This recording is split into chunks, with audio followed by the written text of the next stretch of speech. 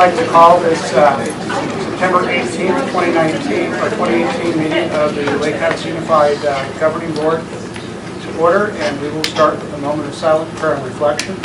We'll take a little bit longer with this in light of developments last evening. So if you'll join me in a moment of silent prayer and or reflection.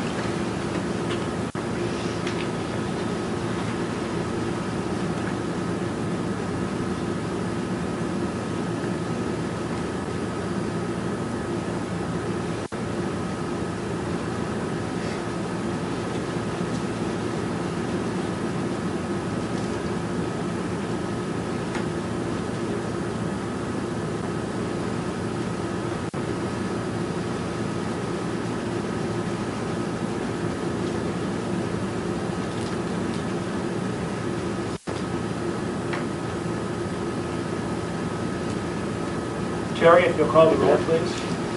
Kathy Cox? Here. Pat Rooney? Here. Nicole Cohen? Here. John Maston? Here. Please stand and join me in the pledge. I pledge allegiance to the flag of the United States of America and to the republic for which it stands, one nation, under God, indivisible, with liberty and justice for all.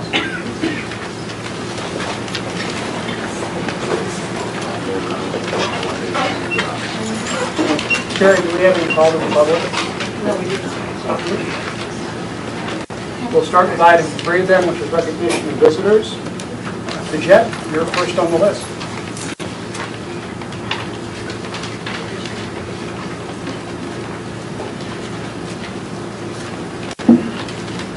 Good evening, members of the board, administration, and public. Regional Council Member Margie Chivo and I are here on behalf of First Things First and the La Paz Mojave Regional Partnership Council to recognize the Little Knights Preschool and Marie Hendry. We know that 90% of a child's brain develops before they start kindergarten, and research shows the quality of a child's experiences of their first 5 years help shape how the brain develops. The Little Knights Preschool has been responsible for educating and developing many little brains in Lake Havasu City under the direction of Marie, and has been a First Things First Quality First program since 2013. Currently, across the state of Arizona, First Things First has 855 programs with a public star rating in Quality First. Of these programs, only 69 have achieved a 5-star rating. 5 stars are the highest quality measure attainable for early childhood programs in Arizona. 5-star means under Little Knights Preschool far exceeds quality standards. The Little Knights Preschool is the only 5-star rated early childhood program in La Paz and Mojave counties. We would like to recognize and thank the Lake Havasu Unified School District and the Little Knights Preschool in achieving the 5-star rating.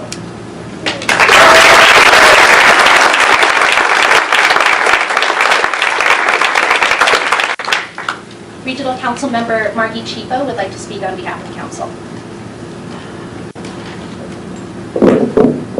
We're here this evening to honor a stellar individual and nominee, the annual Regional Champion for Young Children Award.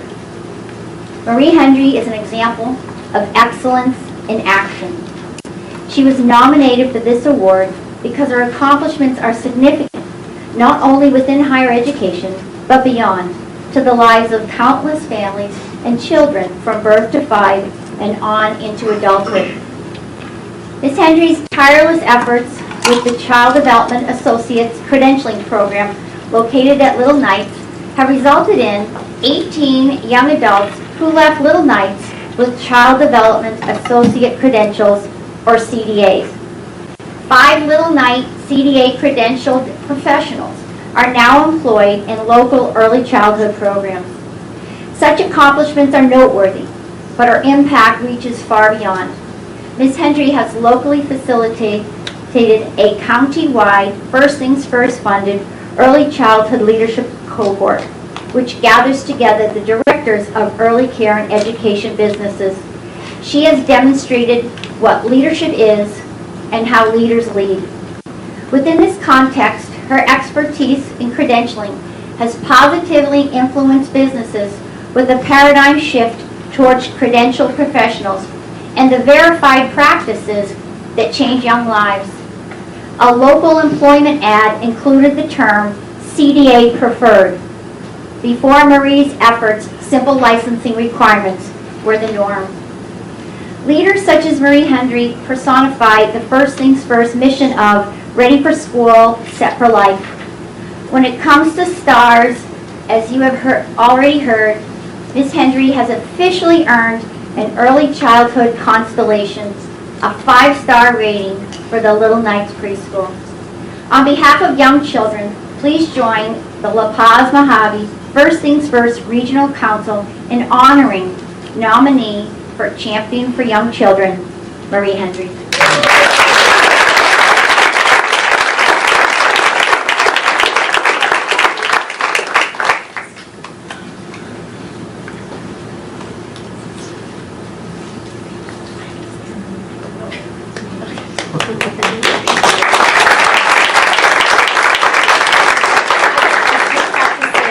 I'm very humble about this, and I try to check my pride, because what this isn't about me. It's about a much bigger group of people. And in the audience tonight, I have current students, former students, parents. If you could stand up, because you made this happen. And this is why we have this.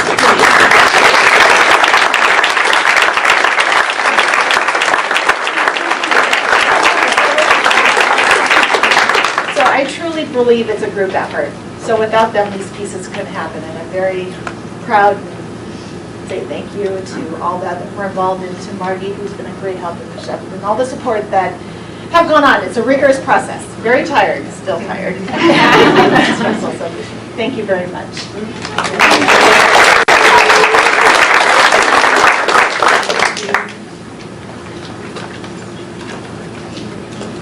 Next, we'll have an Employee Benefit Trust update. Mr. Collins, or Mrs. Cox, excuse me.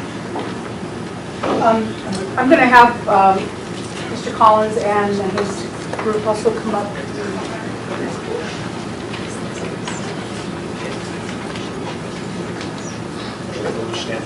Sure.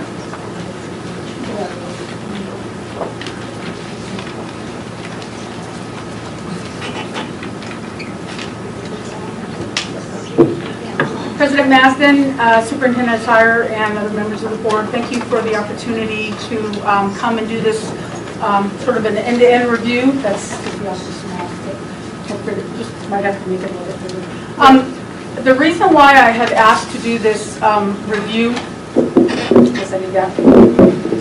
I normally don't need to have my voice carried, but it only helps a little bit. Helps up. Thank you. The reason why I had wanted to do this review for you and sort of a end-to-end and wrap-up, if you will, is that it's been decades since the district has had a new consultant, and we have made some significant changes. And with the help of Aaron Collins and Associates, Aaron Collins and his associate Jamie Schulenberg is back. Also with us is Mr. Mike Hensley, who is our attorney, and Mr. Mike Shunning, who is our actuary. These are members of the vendors that we have hired on your behalf to make sure that we can take care of making sure that the dollars that we know should be spent are spent wisely, and that we have questioned everything. So really the reason for this is to kind of go through a history, and we're not obviously going to start with 1986 because we'll be here till Thanksgiving, so we're not going to do that. So if you would just scroll to the first red year, I think it's 2000. And really the whole point of it is, we can start there. The real point of it is just to make sure that the body has an understanding of where we were, where we are, and where we're going. I was asked in 2016 to participate in sort of a, we were looking for reasons why premiums and things were increasing at such a dramatic rate.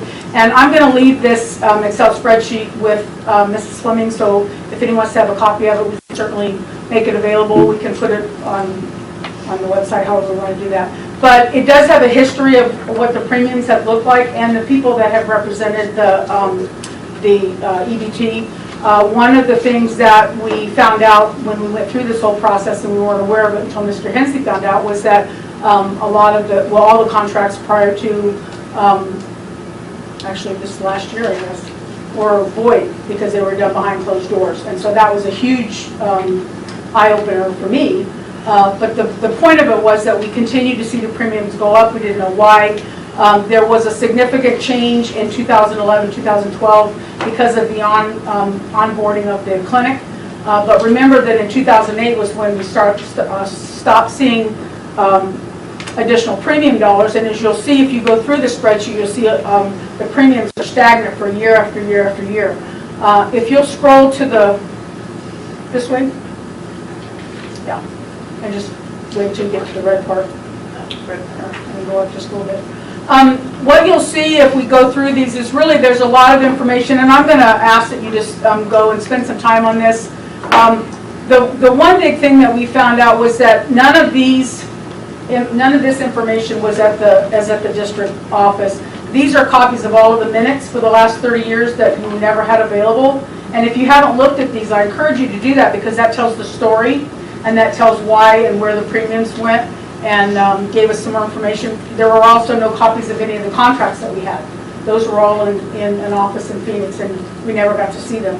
And when you can see a contract, you know what's in it, and then you get to start questioning things. So we were able to find out that there were an awful lot of things. We also found out in 2009 there was a joint study done actually for the clinic by the La Peña group that we co-sponsored with Lake Havasu City, and the city decided not to go into the clinic, and we did and we both got to see the same information, but came to different conclusions. The conclusion that the city came to was that the clinic was going to lose about $750,000 a year.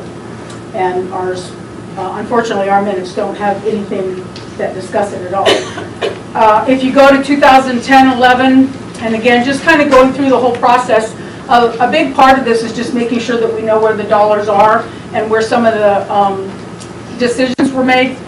Jamie, if you can go down to 2015, 2016, yeah, right there.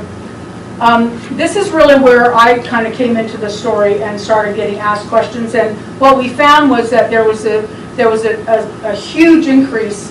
Some of the dependent premiums went up 140%, and obviously that was one of the reasons why there was such a significant backlash, and I was obviously concerned about that as well.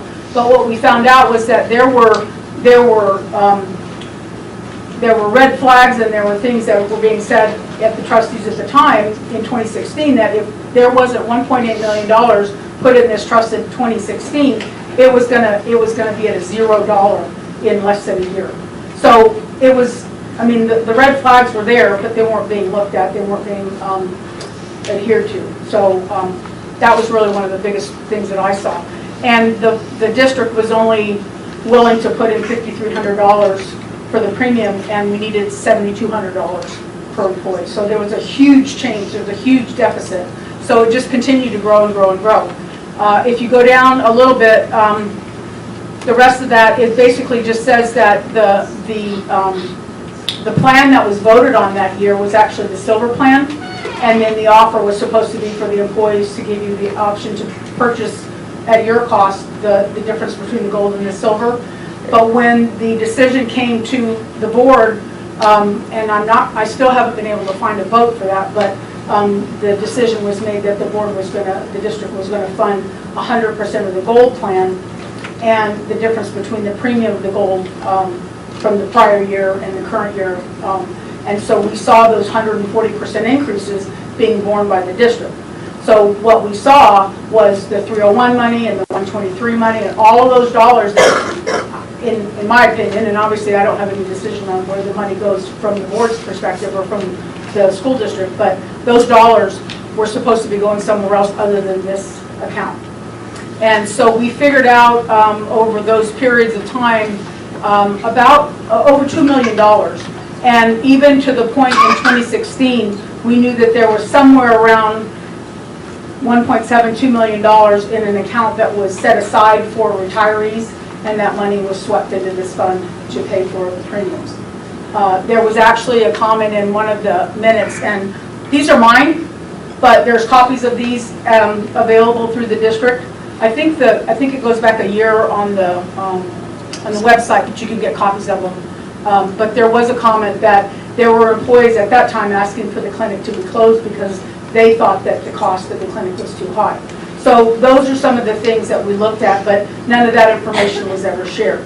And so my goal was to make sure that all that truth got out there and that we had a chance to look at something different, and that was very, very difficult to do. I was asked to be on the board for the EBT by then President Nicole Cohen. At the time, she was president in 2017. And at that time, we were able to go through and start asking more and more questions. And that allowed us to actually go out and put out a bid for a new consultant. And last year was the first year that this district ever did a bid for insurance with a zero commission. Zero commission meaning you tell the consultant, or the consultant, you come to an agreement on how much you're going to pay them, and that's what they get paid. Unfortunately, what we also found, and this is to the testament of Aaron Collins Associates, we found that our former representative, our former consultant, for every prescription that was being filled by the district, for anybody that was covered by the plan, for every prescription being filled, he was getting 25 cents. So you think about how many prescriptions that was over how many years, and then for our, we have a plan that kind of covers, you know, if someone has needs long-term care, managed care, for every person on our plan, he was getting $1.50 a month for a very, very long time. And when we asked him for that information, and we asked the former trustees that information, they didn't have it. And it was because it wasn't being made available. We also found out that he was getting $4 per employee per month for our management services plan. So there were a lot of things that we found out. There was some of that money that Mr. Collins Association was able to recover for us, but all of that stopped January 1st. So I want to thank Mrs. Cohen for allowing me to fight this fight. I want to thank Mr. Collins and the people that he's brought on board. I'm not afraid of hard questions.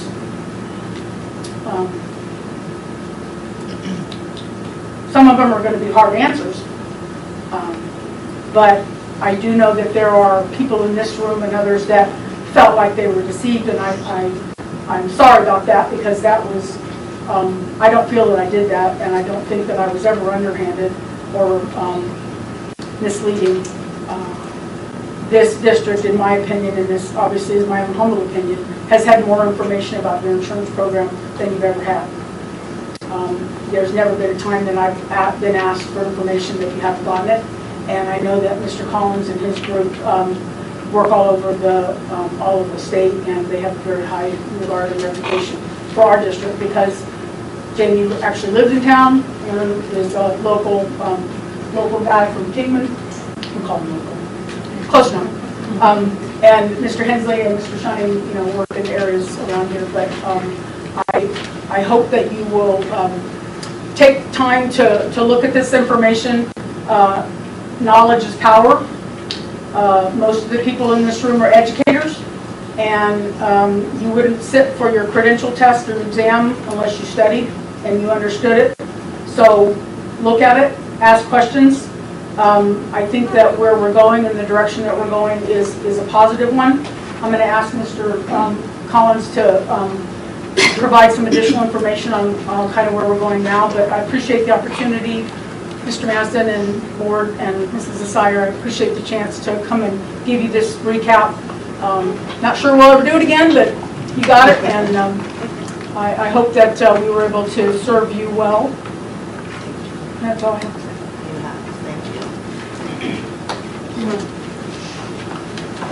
Okay, Mr. Masden, board. This is basically kind of a 30,000-foot overview, and if there are specific questions on the legal front, Mike Hensley can jump in, and on the actuarial front from Mike Shunning. And I'll field anything else I can in between, but if we could, Jamie, we'll go with the first one.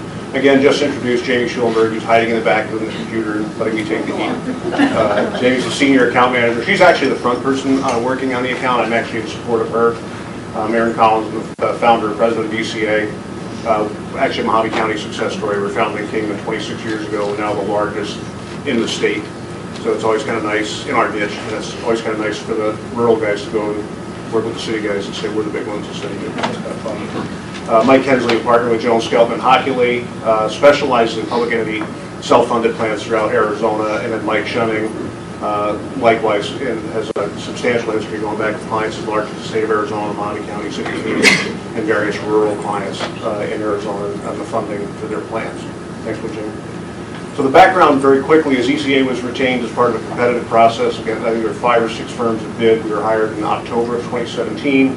Jamie is a senior account manager, myself in a support role. A portion of our proposal at that time was to do what we call an end-to-end review. And what we wanted to do was stitch together as much of the trust operation as we could get and give the trustees a common song sheet of here's where the plan is at, financially, operationally, management-wise. We issued that report on December 6th. It is a public document. I believe it has been distributed to the board. It's on the website. But it gave us a working document to kind of encapsulate everything for the board members. And then today what I'm going to do is just go over the high points of that report and what we found and then where we sit as of today. Okay, there was a number of questions that came up regarding prior board, prior staff, prior broker actions, basically going back to this question, how did the trust find itself in the position, financial position, the operational position it was. Mike Hensley's firm was retained to look into those.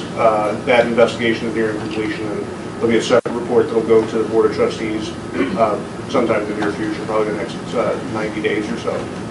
Huge issue is rates and funding. In essence, the rates were set a combination between the broker and the consultant, the broker and staff. There's no actuarial basis for them that we could find. In essence, it was they looked and figured out, well, the district's got X amount of money, so that's what we're going to put in. This is a huge issue for the trust today, and it will be going forward because there's just no logic to it. And it separates the issue of funding from where the claims might logically go. And to put that in perspective, in addition to all the money that the district put in just normally through the rate structure, employee contributions, just since 2016, an additional $2.7 million was shifted into the trust to just keep it afloat. So what we call is a structural rate inadequacy. The rates just aren't even remotely close enough, and had it not been for those infusions, this trust would have bellied up probably 18 months ago, 2 years ago. Would have been upside down. But the other part of that that's significant for the board and for staff is that and I use this term gently, but it's delusional to say we're going to underfund the rates and we're going to budget, because really the $2.7 million had to come from somewhere. So the district had to shift resources in an unallocated way that has to be disrupted at some level. And it's essentially a snowball. That's very quick to get $2.7 million behind the curve on a trust this size. So it's really good that they did it, it kept it afloat, but it also tells you that process has to change. The rates now are set actuarially. The timing by Mike and his firm, the timing was such that even having brought him on board, by the time we got through the budget process, we're able to assemble data, we came into the year projecting a $477,000 deficit. That's huge. 7.5% of the operating budget. Okay, it's a projection, actuarially projection. This trust is small enough that the absence of 1 or 2 claims can make a big difference. The addition of 2 or more claims can make a big difference.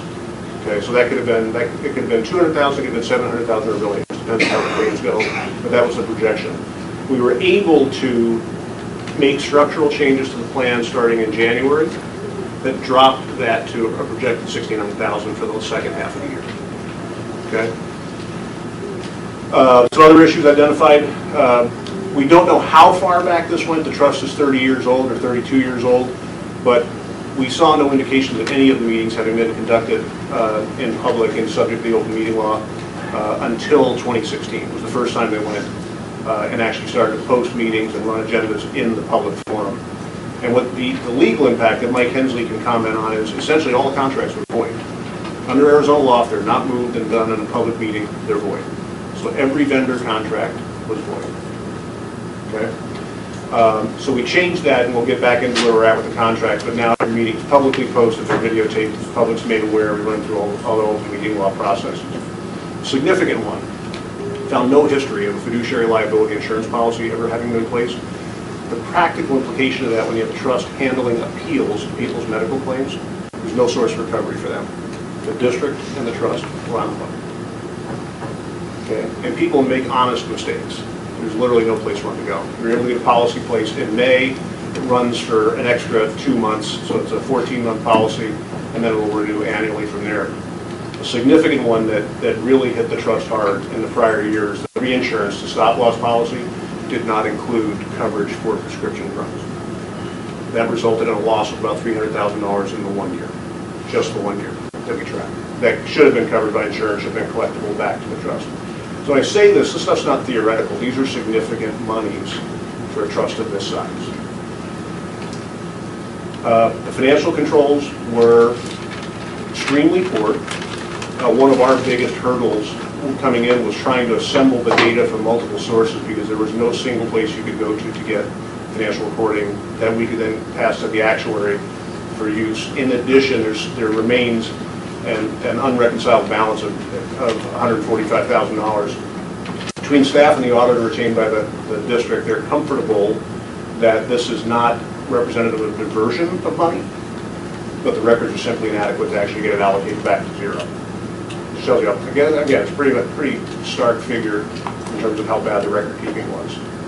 The clinic, a lot of problems. There's a lot of challenges here. What we're trying to do is figure out what is the clinic, the cost of clinic, and come to a common way to assess it against getting care in the community. The way the thing was set up was that there's no internal coding done. All medical claims are essentially coded on a common set of codes, but that system was not set up because the clinic did not bill. So it was never initiated, which kind of makes sense based on how their model worked. And then secondly, how they counted visits essentially duplicate that for comparative purposes. So a single visit was counted as 2 or 3 visits in one, depending on what happened. A little uncommon in our world. Ultimately, we worked through it. We got some data that we could use and from the Cerner company, and we were able to get it to with Mike Shunning. We gave them file formats. They complied. They gave us some data. Mike was able to actually crunch it. And what we came up with is that on average, a single visit in the clinic was running about $244 all-in cost, and in the community, all-in cost was about $130. A fairly significant difference in pricing. The contract had been deemed void because of the open meeting law violation, so we were directed by the trustees to go back and see if we could negotiate that down. We were unable to reach financial terms, and that resulted in the closure of the clinic planned for December 31st of 2018. So with that clinic closing, what we were able to do, the clinic runs about $1 to $1.2 million a year, kind of in that range. So we were able to do, starting in January, this is how we get rid of the deficit, is we're able to redirect the dollars that were going to the cost of operating the clinic to actually lower the co-pays. So the clinic will go, and we restructured the benefit plan because the current benefit plan is anchored around the primary care being done at the clinic. And the way that happened is all the non-clinic based things that the cost to employees and their dependents went up substantially. So to go see a primary care doctor is $55 outside the clinic. We're actually able to lower that to $25, $50 for specialists. We were able to introduce telemedicine for 24/7, 365 access, and did that from January to June. And then in July, we'll actually lower the deductibles down to $5. So we're able to redirect those resources to bring the thing back into line.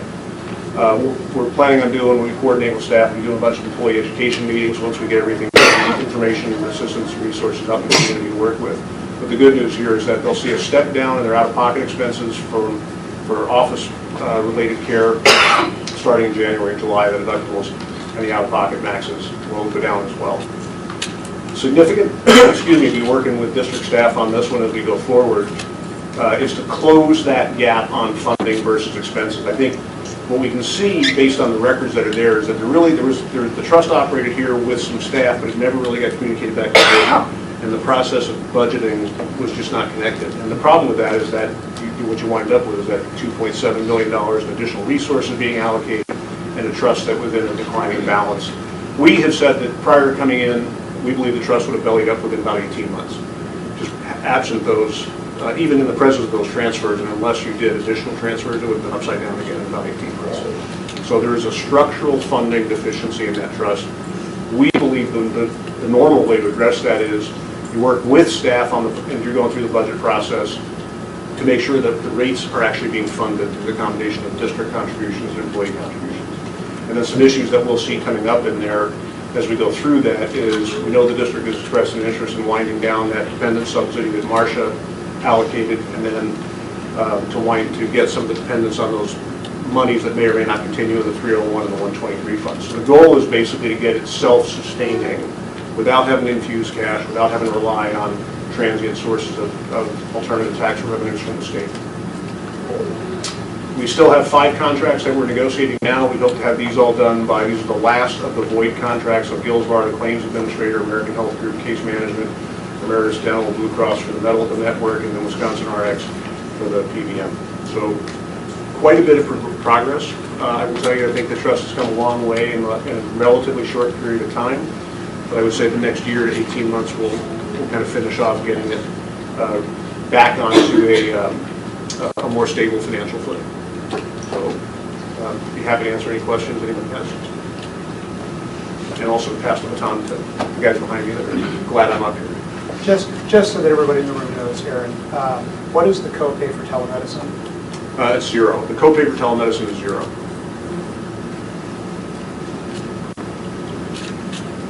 There's 2 things too that I think I want to also, 2 things that I also want to point out. When we chose Aaron Collins and Associates as our consultant, their contract, as far as paying them, started January 1. Their work started October 1st. So they worked for 3 months without being paid.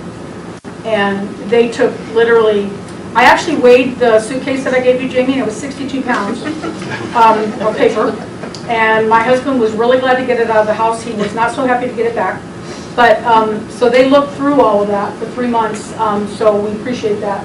And the other point that I wanted to make was that the reason why our meetings are open meeting now is because it took literally a letter from, I don't remember if it was Attorneys General or Ombudsman, Attorney General to the district and to the EBT saying you're not in compliance, so you have to do this.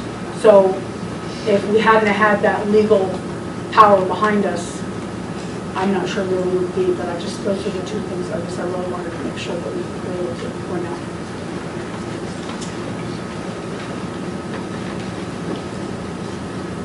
Questions?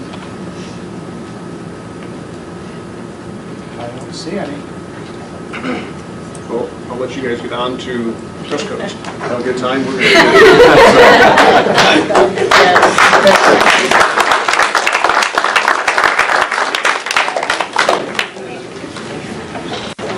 Next, we have an AZ merit update with Mr. Gardner.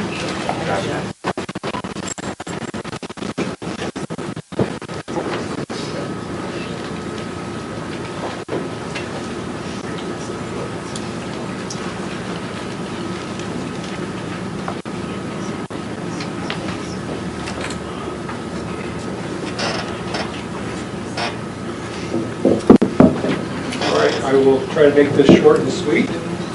Before I do, I just want to stress the importance of education in general. And I want to say thank you to the principals and the teachers in this audience. What you do every day matters. If you want a strong community, you want to have strong schools. You know, that we had a little tragedy in our community, and you want to have strong students and strong people. And that all is centered on schools and then a strong community as a result of that. So again, I appreciate everything that you guys do in our world. That makes a difference and it matters. So when you're looking at Arizona merit test scores, I want you to understand it's just a snapshot of our schools. It doesn't take into account how our schools affect our community. Those that have attended Rachel's Challenge, if you had the opportunity, that is something that has really strengthened this community and got a message out about being kind to one another and supportive, getting to know your neighbors. Those types of things that we've kind of forgotten in some cases, those messages are being repeated. So again, keep that in mind when you're looking at these. Our Arizona merit test scores, I think, are adequate. Take a look at those. It's kind of hard to read in some cases, but We have been pretty steady across the board at our elementary, middle school, and high school with our results. And in K-6, for the most part, we're either at 50% or above in areas where we're having students become proficient or highly proficient on some very demanding standards. So there has been a shift in testing, the way students are tested as well, new standards, etc. And our district has been fairly consistent across the board on these tests, with these test results. I would like to point out a couple of schools. So if you look at potential, and we use this data to look at equity, teacher-student ratio in classrooms, our instructional practices. We look at resources, things that we can do better. But there are some schools that, looking at their results, show that we're very capable of getting between 70 and 80% of our students at that level of proficiency or highly proficient. So I mentioned Star Line. You can see on their math scores almost by grade level are in the 70 percentile. Havasupai, another school, Jamaica, and I'm just pointing out some of these. The other schools are doing just fine, but I'm just saying there are pockets here that show that we have capacity to get our scores up into the 70s as a norm. 70s meaning number of students who are passing or are proficient in that test. The percentages for ELA and the math test. Again, our district is always above the state in our test results. You'll see that there is a spike, and then it kind of declines at about 4th or 5th grade. It's basically because curriculum gets much more rigorous, and there's a transition from 3rd to 4th, and it's a huge transition with the amount of information students need to learn. So that's one of the possible variables involved in this. And then obviously the test itself is different, so you have students actually reading passages that are fairly long on a computer, and then they have to take that information from those passages and write about it, connect all of those passages, and pull out text from those passages to support an opinion or an argument. So the demands have increased dramatically in that sense. In our 7th and 8th grade, again, we are above the state. For the most part, I want to give a shout out to Lindsay Bitterman and Mary Jo over at Thunderbolt. She allowed her math department to actually have some articulation meetings and utilize some resources, and their test scores jumped dramatically this year, so it was a noteworthy accomplishment. I wanted them to be recognized for that. And again, our high school, 9th through 11th, and again, another variable is the state has done away with the requirement for passing this test as a graduation requirement. So there's some type of motivation that's been missing for some students. It's a possibility. One thing I would like to highlight that our honors students who are taking advanced math at the 8th grade level, we get about a 90% passing rate or highly proficient or proficient on that exam. So the quality of instruction is there. We're just trying to do some alignment, and our resources are a little outdated, and we're working on developing those things, but again, we're above the state in most areas. And then our cohort, if we look at these for trends over time, so starting with 2016 to 2018, you can see for the most part we've held steady despite all of the changes. And we do have some turnover here in our school district. But for the most part, we're pretty consistent across the board. And again, this is just a snapshot, but I'm pleased with the results. We use this information again to try to make data-driven decisions and try to continually improve. And we share this information with parents, and you get that information with your Arizona Merit results when it's sent home to your child. But for the most part, I think we're doing a quality job. Questions on Arizona Merit? I got a question.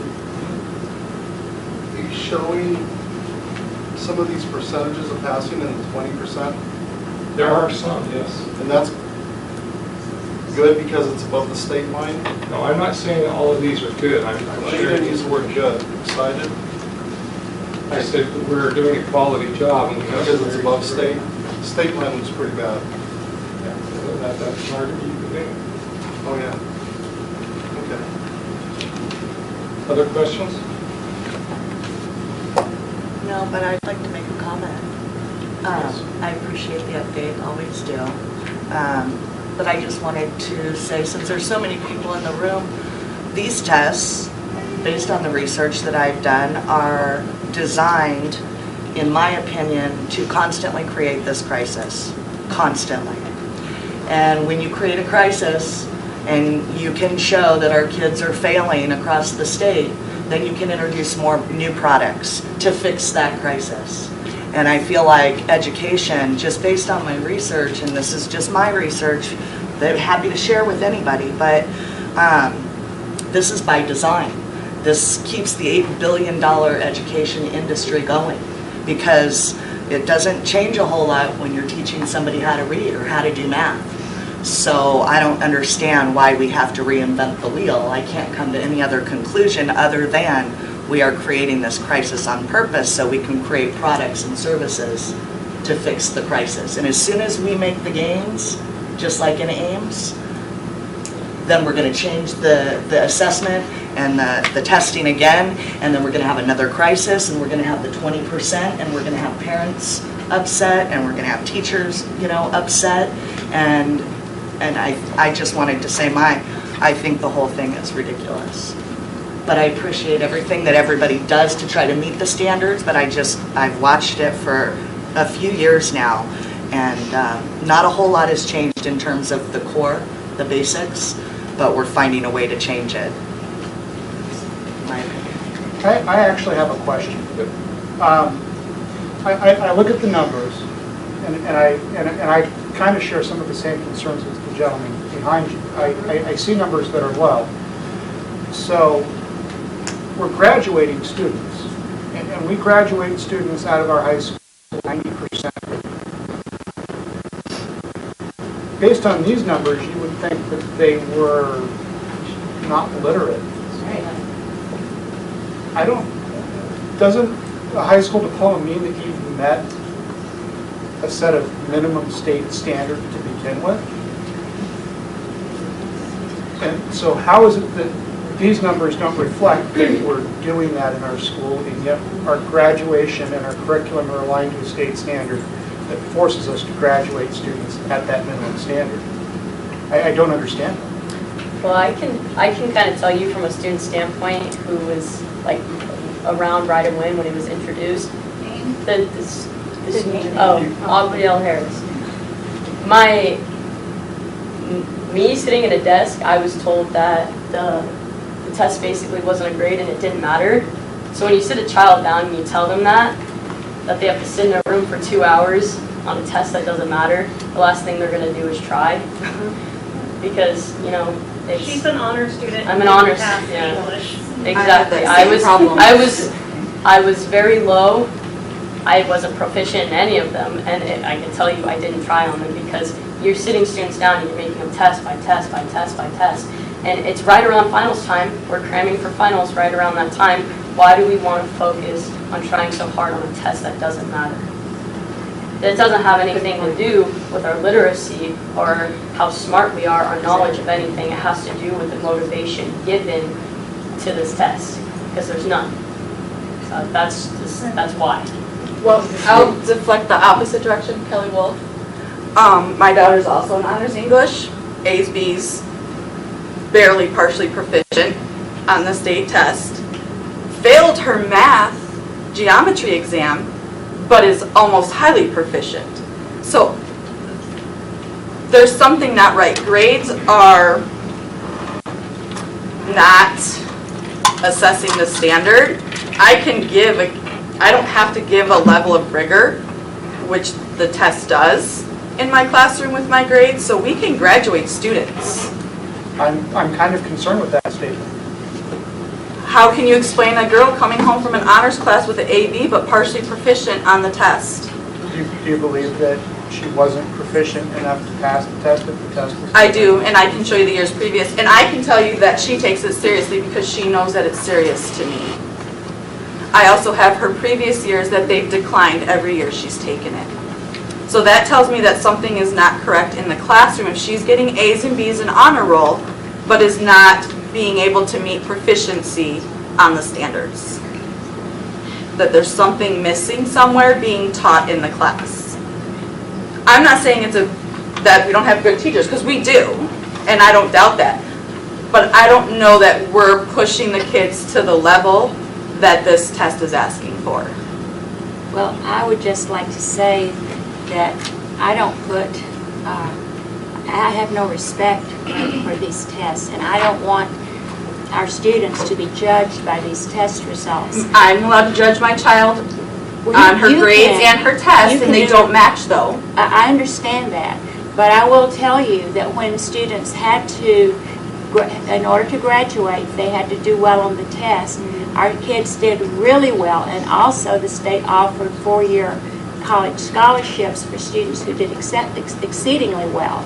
That was a great motivation, and that worked. Now we have kids doing excellent. We have 8% of our students are highly proficient in the 9th grade and 10th grade. I mean, but is 8% okay because they're getting scholarships and they're highly proficient? I think all the kids should be being highly proficient and pushed. Now, I'm going to push them to take the PSATs because that to me will show another level of what's going on, and I'll put that into my book, and that will help me get a better picture. So let's choose the test. You know, you like Brad said, it's one piece of a large puzzle. You went down and worked, I believe, didn't you, Kelly? I did. I worked on the test. I went down last year and I worked. I was very upset about the way it was done. The questions are always changing. It's just. But they're from a bank. They're not changing. They're from a bank of questions. They're still meeting the same standard with the same DOKs. Yes, but they're throwing in new questions and trying new questions. I mean, I don't even want to take my time talking about it tonight, but it's just not, this is not the way to look. You want to look at ACTs, SATs, PSATs. You want to look at how your student is doing. Are our kids accepted to college? Are they getting into good colleges? Yes, they are, and our students are not illiterate when they graduate. That is not happening. So we've got some kind of... But I believe my daughter is better than partially proficient, and I need to know as a parent that we as a district are working to make sure that the kids who are in honors English, where's our gap and why is there one? That's all I'm concerned of. Is there a gap that we're overlooking? Well, here's a problem. Unless things have changed, we cannot look at the test. No teacher can look at the test. No administrator can look at the test. There's no way. What is the format? I mean, there's so many variables on these tests, and we don't know what they are. But we have our standards, which is what the test is testing. You know, Kelly, about how when you make a test out, you know how important format is and that kind of stuff. Again, I've helped build it, so I'm well aware. Ginger Dorset.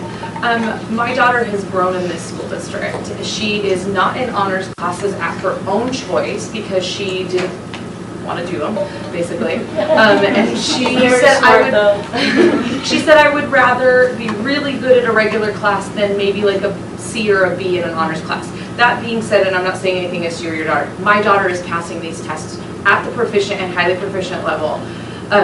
To counter a little bit what you said, I don't think there's a disconnect between what's being taught in the classroom. I think there's a disconnect with the test. I was part of the high school graduating class that was the tester for Ames. You had to pass it. Nobody in my class passed it, and they took that. When I graduated high school, nobody. My high school calculus teacher could not pass the math session of that test. Like, it was so difficult. I have 4 kids who've gone through this district, and all of them, even my one who literally really probably should have had an IEP, was passing it proficient or highly proficient. There's a disconnect here. Like he said, you have to take it with a grain of salt, because I don't think our teachers are doing a bad job. I think our teachers are doing a great job, and I think your daughter is highly proficient. I think she's maybe not doing well here because there's a problem with the testing, is where it comes. I think the test is built, like she said, to lull our kids into a you're not doing super great, so let's fix the problem. And the problem, I think, is with the test, because I have 2 that really did struggle in school, and they're passing it. I mean, one of them not so great, but he's passing it. But my other 3 passed it at proficient and highly proficient, and it's all from the same teachers. I mean, I've got teachers in this room who have taught all 4 of my kids, and they're all doing decently on this exam. It's the exam that is the problem. It's not what's coming out of the classroom. Thank you. I would say that the comments you made about kids just filling in the thing, When I was at the high school, that's when they started putting in the aims, and there was no consequences, and that's exactly what was going on. And so all of a sudden, the scores would come in, and people would look at them. But and you hit the nail on the head. If there's nothing there, then the kids don't see any value in it. And then I think Mrs. Cox was the principal when they finally went ahead and said there was consequences, and all of a sudden the testing went up. I mean, it doesn't take a genius to figure out what's going to happen. And then, especially when they said you had to graduate. And then, of course, when they found out about 6,000 kids in Arizona were not going to graduate, the leadership down at the state stepped in and said, look, we can go ahead and you can take it up to 5 times. And so when you start seeing stuff like this, it's not at the local schools that you see this problem, because you know, if you get good teachers in there, you're talking about rigor. Good teachers believe in rigor. They're not like when I was at high school. One of the suggestions was let's raise the percentage that you have to pass the test. You know, let's go to like 94% on down. That's not the question. The issue is raise the expectation first and then raise the standard. Because if you have teachers there that have got believe in real rigor, that is real demanding, the 55 minutes is nothing but being educated, you're going to find out kids get a quality education. So when I look at these things, and you know, I've been out of education for a long time, but we can't seem to resolve this issue of accountability at the state. I think there should be something done. I think there should be a sort of a universal standard where this is what so that the state knows that all schools are demanding that. Because let's face it, every school has a valedictorian and a salutatorian. Every school has a top 10%. But let me tell you what, schools can be completely different. Top 10% out of one school may be outstanding. Top 10% out of another school is not as outstanding. So, you know, over the years I've seen that we tried to hire real good people. They wanted rigorous, recognizing they're in a public school and you're not just training everyone for college. You run the whole gamut. You run the kids that are way up there, and you run down with the kids that are slower, and you have to meet all those expectations and not lose it. So, you know, what I've seen over the years, the district does have that expectation, and those principals do push that. And so when kids walk out, they are well educated. You know, that's my own personal opinion, and I think I'm right, and I think the person who mentioned this idea of if there are no consequences, that's what happens. Let me say something, Kelly.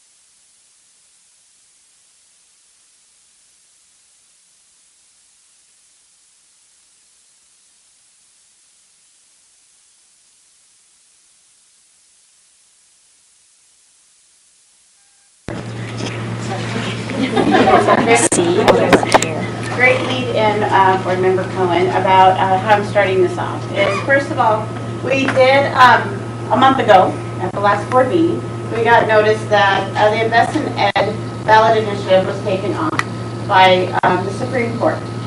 So with unprecedented reasoning, but legal reasoning. So our main focus right now is vote pro-education. So we are looking for pro-education candidates. We are looking at initiatives and how they will be supporting public education. And I should say pro-public education versus just public or pro-education. More specifically, Proposition 305, we are asking for you to vote no. That is a voucher expansion. It is something that will deplete funding from public education. So, number one, register to vote if you're not registered. 2, vote. So that's our focus. Also, last week, if you're not aware, we did have Representative Cobbs, Virginia Cobbs, actually shadowed one of our staff members at the high school and visited many of the classrooms. And she received some information, and there was still some concerns, but we got her on campus, so that was a plus. I do have commitments from 3 other candidates that are running for the November, and I am still waiting back to hear from Senator Bradley. We are in conversation, but I haven't gotten a for sure date from him. And then finally, as mentioned before, we do offer our sincere condolences to staff, students in our community, and the tragedy from last night. Thank you.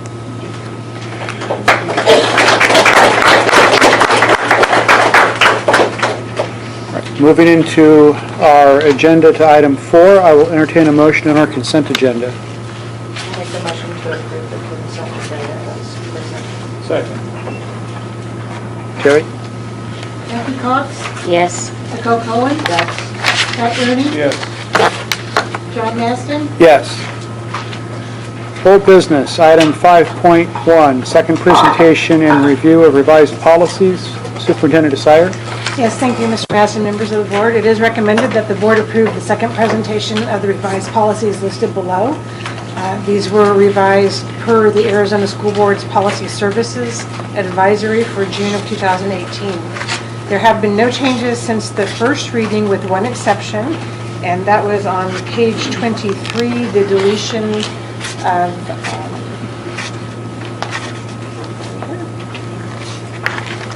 wrong page. I'm sorry, page 21, the deletion of item D, which is the nutrition education for the community item. The other change that is in these policies that was not recommended by ASBA is the definition of recess within the wellness policies. And with that, I will entertain a motion on 5.1. I make a motion we approve 5.1 as presented. Second. Discussion? Terry? Pat Rooney? Yes. Kathy Cox? Yes. Nicole Cohen? Yes. John Maston? Yes. Item 5.2 is the second presentation of revised policy GCCH, professional and support bereavement leave. Ms. Vestadagel. Mr. President and Governing Board, it is recommended that the Board approve the second presentation of the revised policy GCCH, professional support bereavement leave. The policy is being updated to reflect current working procedures, and there have been no changes since the first reading on August 21st. I will entertain a motion on 5.2. So moved. Second. Discussion? Terry? Nicole Cohen? Yes. Pat Rooney? Yes. Kathy Cox? Yes. John Maston? Yes. Item 5.3, adoption of policy exhibit AD-E, district philosophy definition. Superintendent Sire. Thank you. Mr. Mazza, members of the board, as You are aware we spent last year doing some revision to our mission statement, which is proudly posted on the back wall. In our work with our committees this year, we determined that as a community, we have differing interpretations of some of the terms that are included in our mission statement. And so the board convened a working session to define the terms in our statement. These terms are coming back for approval for the board as an exhibit. How these will be used is as a hot link on our website. So if you want to understand when we say humanity, the person could click on humanity and get a definition that the board has determined is our district's definition. And so these definitions have been reviewed by the governing board, and based on the conversation at the work session, we have made some changes on page 3.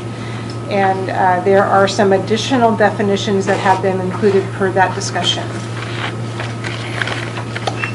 Okay, I will entertain a motion on 5.3.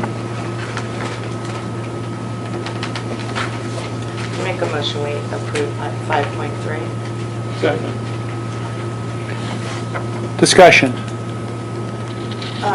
On the K through 6, I'm wondering if we shouldn't pare that down. For 7 through 12, we only have 5. I'm wondering if we just take 5 of the K through 6, and after the work session and reading and going back through this, you know, like under honesty, I would like it to be more simple for K through 6, you know, tell the truth. You know, maybe not have loyalty, because that could not be a good thing. You know what I'm saying? So maybe we could just simplify the K through 6, pick the 5, you know. I don't know that courage is something that you can, I don't know if that's age appropriate. Not that it can't be displayed from K through 6, it absolutely can, but I think focusing on fewer things might be better in the younger grades. That's just a thought. Courage is not on K through 6. It is on there? Yeah, it is on the board. It's up there, it's over to the side. You must have added that last week. No, No. it's there. You have a set, it's there. Look, on the right, go to the right. Oh, okay. You are so right. So I maybe we apologize. just take a few of those off. Okay. Any thoughts on that? Well, my thought is I would like to wrap this up. Well, we can do that. I mean, Mrs. that's my Messiah? Sure. Do all the elementary schools use the same 6 character traits From PBIS. from PBIS? I would assume so. Because couldn't that be an option that we use those 6? What are the 6? Oh, you want to know them by heart? Responsibility, respectfulness. So no, they don't all use the same. Okay, then never mind. Sorry, I tried. It's okay.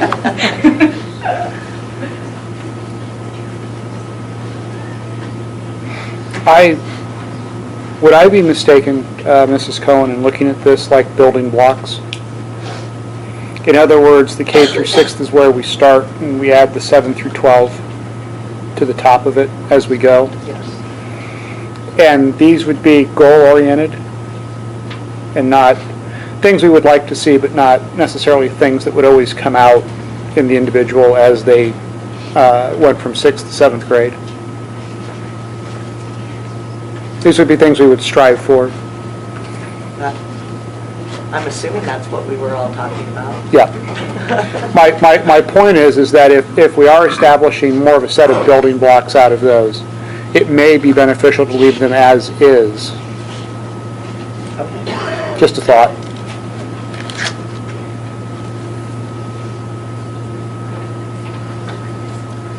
Any other comments from the board? Amendments, changes? Questions, discussion from the public? Let's call it. Pat Rooney, Yes. Kathy Cox, Yes. Nicole Cohen, Yes. John Maston. Yes. New business, action item 6.1, approval of sole source anatomy and clay. Mr. Gardner. President Madison, the governing board, it is recommended the governing board approves of Power Systems Incorporated as the sole source provider of the anatomy and clay learning system not to exceed $8,000. Purpose for securing the models provided by the Sahoric Systems Incorporated System of Learning is to enhance the learning experience for high school students in their anatomy class. Students have a hands-on experience using the clay models of the items selected for instruction. The models may be used many times and thus over time save the district the expense of purchasing cats for this purpose.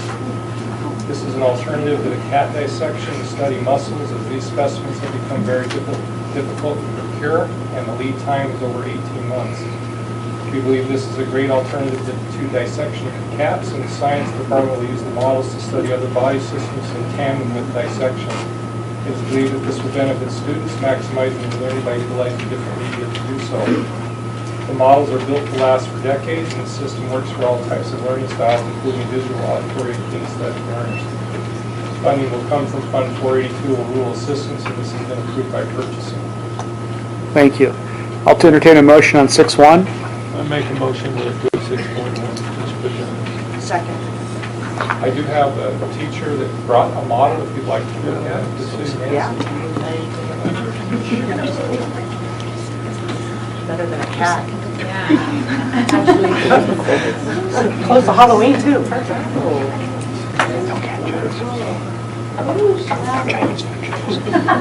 Thank you. A lot of my former students here, so it's nice today to come here.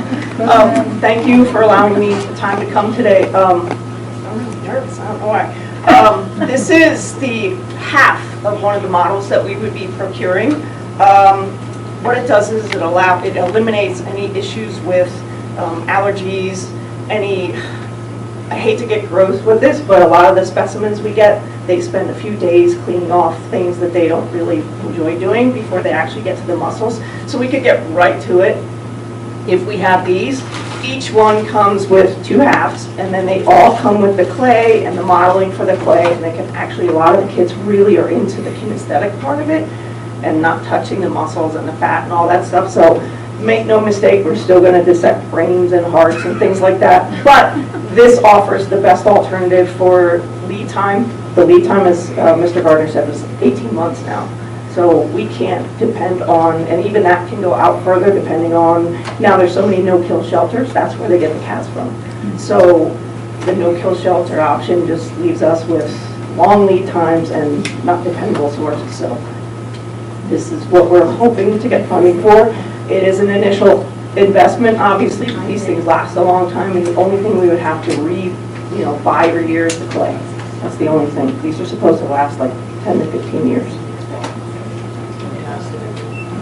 Very cool. Thank you. Thank you for your time. Thank you.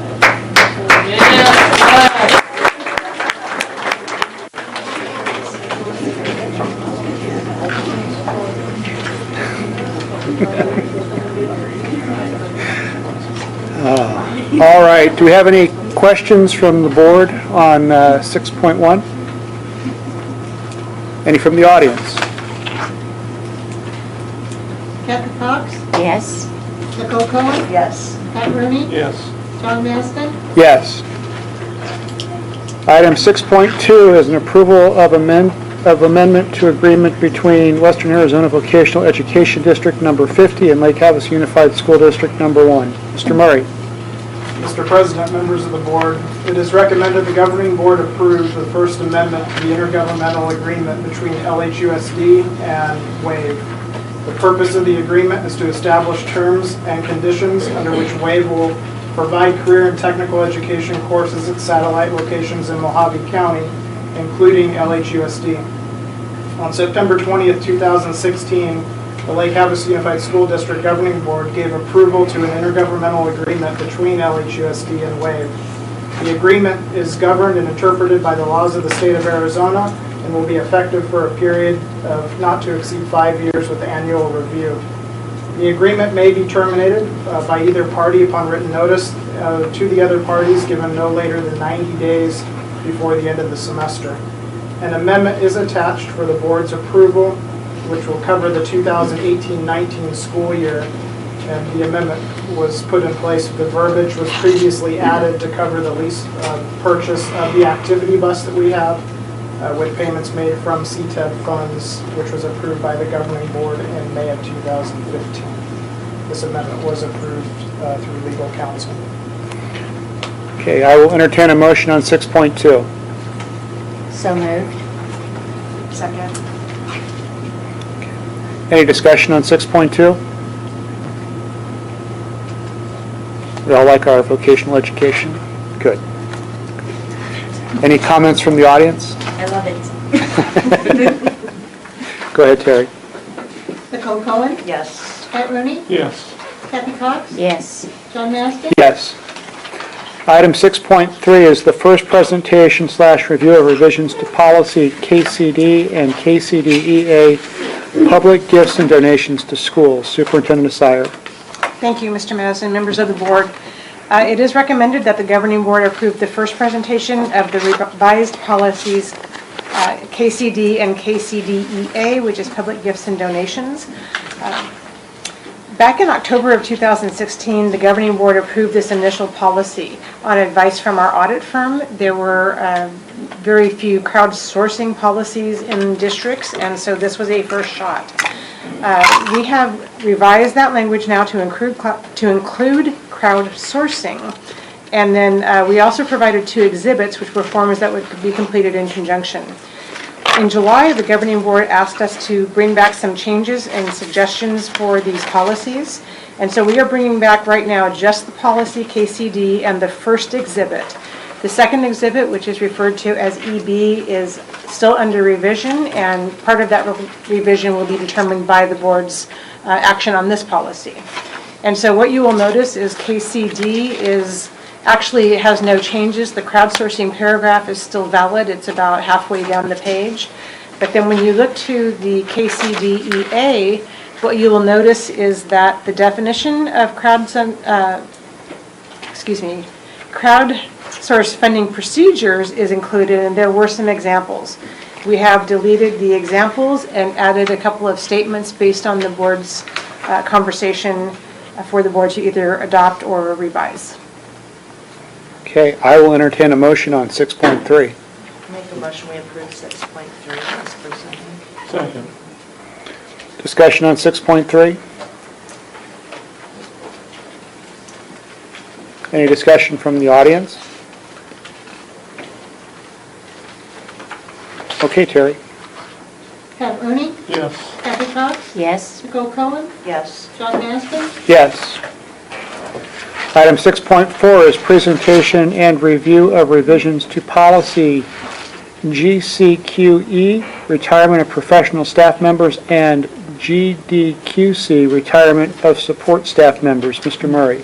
Mr. President, members of the board, it is recommended that the board suspend governing board policy BGB related to a first and second reading and approve this presentation of revisions to revise policies GCQE, retirement of professional staff members, and GDQC, retirement of support staff members.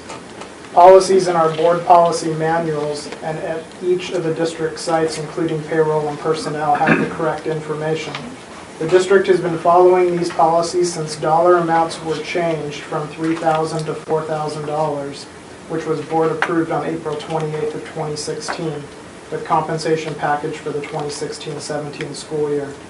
This information was not changed on the ASBA Policy Bridge online version with the April 18th, 2017 adoption of other changes.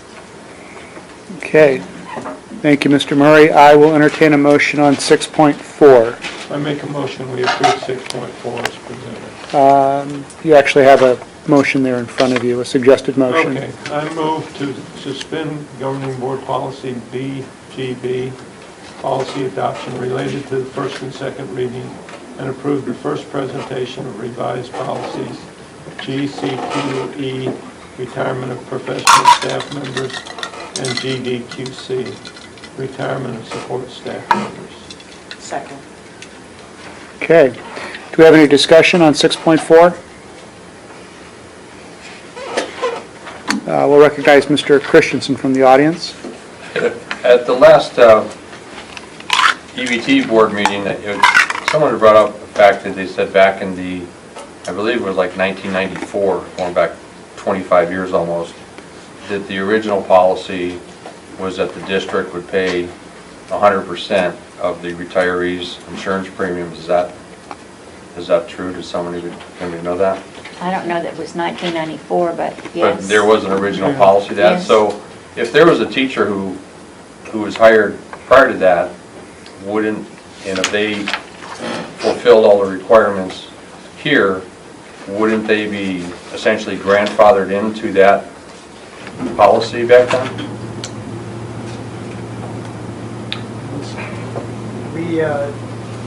We've been consulting with legal counsel on that, and at this present time, we don't have their final summary of what they would officially state as whether or not we would follow that policy or current policy, but what we're hearing in current talks with them, that in the state of Arizona, because contracts are renewed annually, that the annual contract in which all of us would sign were bound by current policy. So when policy changes, whatever contract we sign for that particular year, we're bound by that particular policy. That's, again, we don't have an official statement from them, but that's what we're being told at this time. So conceivably, someone could work here for 25 years, and the last contract they signed, they could change it to zero, and that's what would happen. That's correct. Just like several years ago, this used to say $3,000, and that's what they were paying at that particular time, but now it's changed to $4,000. It changed a few years ago to $4,000, so they're bound with this particular policy for that year's contract. Yeah, and I have it printed because I had concerns too, and I went back through all my EPT paperwork. And 8/16/2016, I printed this policy, and it was the 3,000. So I was taken aback when you said 100% because I'd never heard that before. It had never come up, and I thought, what am I missing? Because this was in effect when I came on to the years board. Years ago, it was 100%. Yeah, but they've changed. Now, I understand. Yeah, I wasn't here either. So. Yeah. But it was changed. Do we have a date of when it was changed? I know 2005.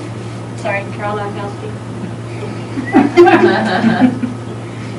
have a date of when it was changed? Because I know in 2005 that was stated after higher dates after 2005. But do we have a place where we could locate when policy changed? Carrie, do we have a place where we can find that? I will research. Well, thank you. The one that I have says November 17th, 2015, and I didn't go back and do any research, but I believe that the change in policy at that time, because that was my first year on the board, had to do with the penalty. It was instituting the penalty on the wellness center in policy. It didn't have to do with, it was still 3,000 at that time. So I'm not sure when before that happened. And the policy that you're referring to for the 2005, that's still in place. The wording on that under, I don't have the actual GCQE number, that's still in place from 2005. So if the board were to ever change that and say that we're going to change the wording on that 2005 policy, then obviously that next year in which we'd all sign contracts, we would be bound to that new verbiage. And I understand that completely. I just know that every year, that number, fortunately this year, it's gone from 3,000 to 4,000. But in the past, it was that slowly incremented up. And so, as Hal was stating, at my 30th year, it could be that I would have to cover all of it when we signed a contract in the beginning. Could. So that's the... Maybe. Based on what you're saying, that conceivably someone on their 29th year could sign a contract, and if the policy changed, it could all go away. So it just seems, I just, you hear the term grandfathering all the time in different scenarios, and I would just think that if someone qualified and was here for that length of time, they would be entitled to what the policy was when they first started. And it's we've got to get legal's final. Mr. Murray said that they're researching that. So. Right. United States litigation. I'd like to make a prediction, and is it when you turn 65, is that when you get Medicare? Well, there are going to be a lot of 65-year-old teachers working for us because they cannot afford to retire. Right. Yeah. So, and you know, as you get older, sometimes you need to retire. Some of you are laughing. But that's going to be okay because they're going to be there in the classroom. All right, that, are we ready for the question? Okay, Terry? Kathy Knox? Yes. Nicole Cohen? Yes. Pat Rooney? Yes. John Maston? Yes. Item 6.5 is approval to release a request for proposals, RFP, number 181901, video surveillance systems. Ms. Festadego. Mr. President and Governing Board, approval of this, thank you. Approval of this will allow district staff to release a request for proposal number 181901, video surveillance systems. The scope of this project includes the design, installation, and maintenance of an IP-based video surveillance system at all LHUSD sites. Proposals will be solicited from providers in Lake Havasu City and surrounding areas and will be evaluated according to the criteria defined in the RFP. Completion of this project will alleviate problems associated with existing video surveillance systems, which are not on a unified platform and do not provide staff with adequate or reliable functionality. This will also allow Lake Havasu Police Department to monitor our surveillance systems. Funding for this project will come from the E-rate reimbursement funds, bond, and/or district additional assistance if needed. This item has been reviewed by the Purchasing Department and the Business Services Office. A copy of the RFP was emailed to the board's review prior to the work session on September 11, 2018.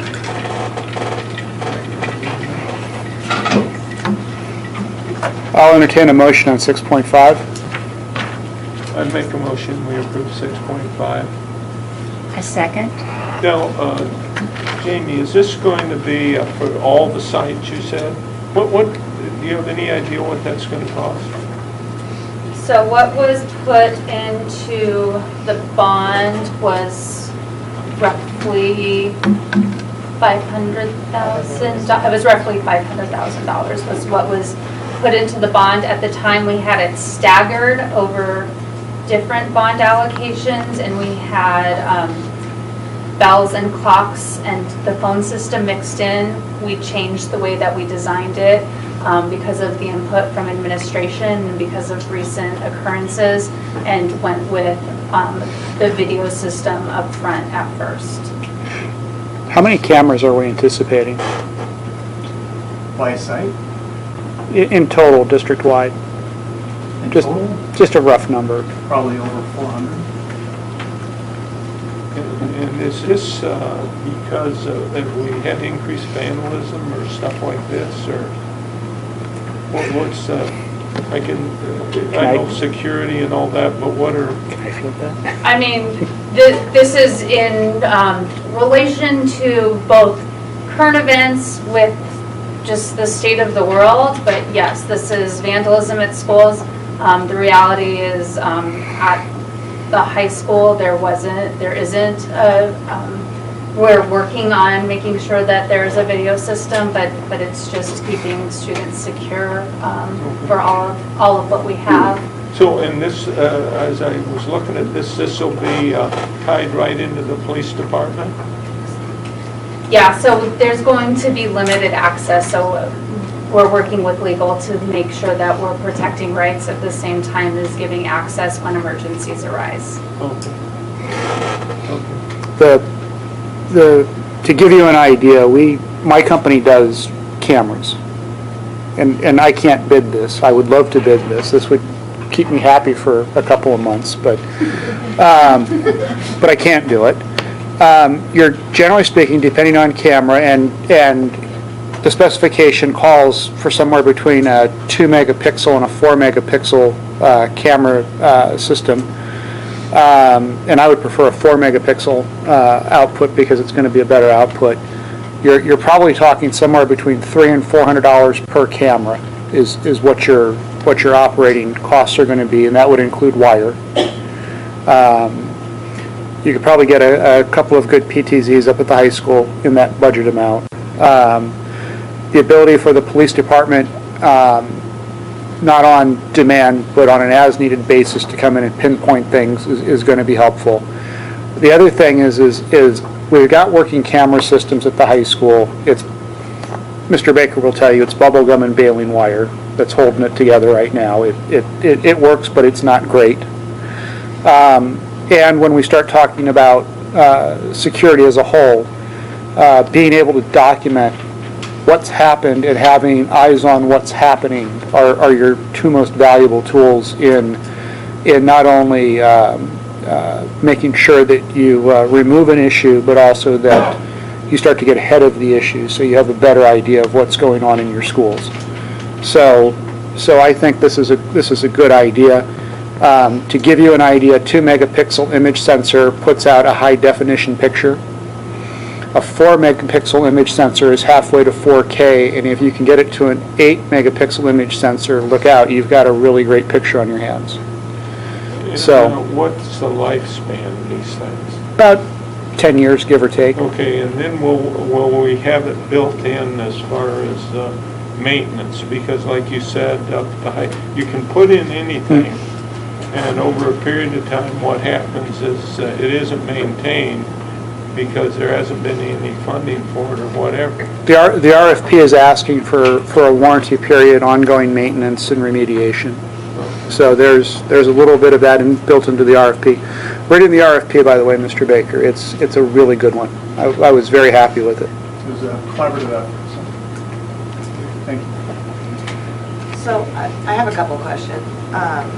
So I didn't realize that this was getting pushed in front of the phones, because I understand our phone systems that if there was an emergency in one of the classrooms and the teacher picked up the phone, that they couldn't get to 911, or even if they could get to 911, that they wouldn't know. I'd be able to identify the classroom that the call was coming from, just the school. So my question is, this concerns me, because if a teacher needs to call for help, it's great if we have it on video, but if the call can't be identified where it is, that's just a concern for me. Am I on the right track? Did I understand it properly before? Yeah, we're trying to identify the highest priority based on the state of the current systems. The thing that we're lacking the most is what we're focusing on up front. And that decision wasn't made in a vacuum. It was made collectively. So consider that at the moment. We went through a network refresh towards the end of last year. We picked up a lot of stability in our phone systems. Our phone systems are a hybrid, and so they relied on our network. Our network was starting to age and show signs of that age. And so by doing the upgrades that we did do, we picked up a lot of stability in the phone systems. We were resetting phone systems frequently because of that problem. And then shortly after that, we noticed that we were not resetting them because they were just continuing to function.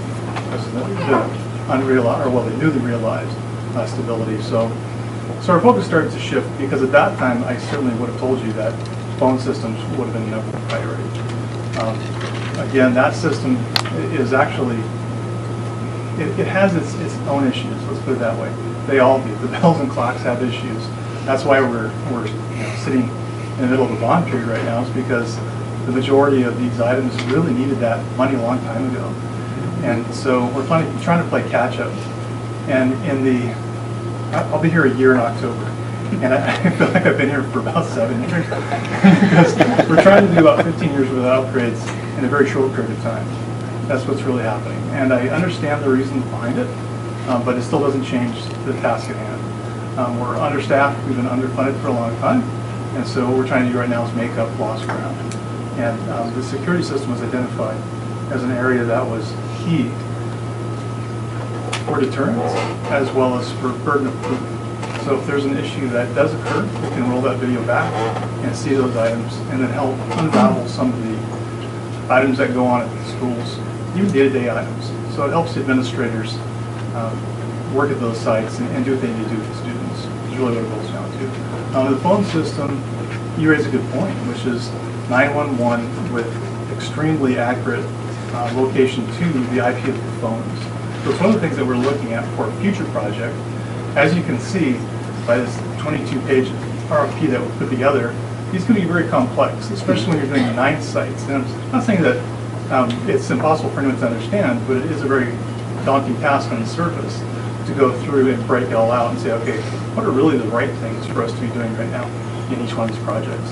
And as we approached this particular one, it actually took weeks for us to get to this point, to where we said, okay, here's a good balance, to where we won't wind up with a Cadillac for a system, but we'll actually come out with one that will serve us well into the future, knowing that we probably won't be able to put this type of funding towards this type of project for a very long time. So that's why we're looking at things like multi-layered or multi-tiered pricing for things like contracts that will service this system well into the future, warranties on a 3, 5, 10-year scale. So we want to be able to look at it a la carte and say, how can we keep this thing really moving? And we're going to do the same thing. Excuse me, I'm starting to get kind of, I need a pitcher of water, I think. But ultimately what we're trying to do is we're trying to take that same methodical approach to each one of the technology items that we're going to roll out. Because we know that pretty much we have, especially on something this large, we have one bite of the apple. So we want to go in there and make sure we do it right the first time. So yes, to answer your question, I would love to have pinpoint accuracy in each one of the classrooms, but we're just not there yet. But we will keep that in mind as we look at the phone systems. The systems that we're looking at will be IP-based. And what that means is they go between a connection to the wall and your computer, and then they receive an IP, and that IP can be coded to that specific room, and that information can then be passed off to a third party. So if you make a call, even though you may not tell them what room you're in, it can tell them what room you're in. So, to your point. But doesn't it also mean if our power goes down that we don't have access? Actually, most of the modern phone systems are power over Ethernet, which means that the same cable that provides the data connection to the phone also supplies power. That can be centrally run by battery and/or generator from a maintenance room outside.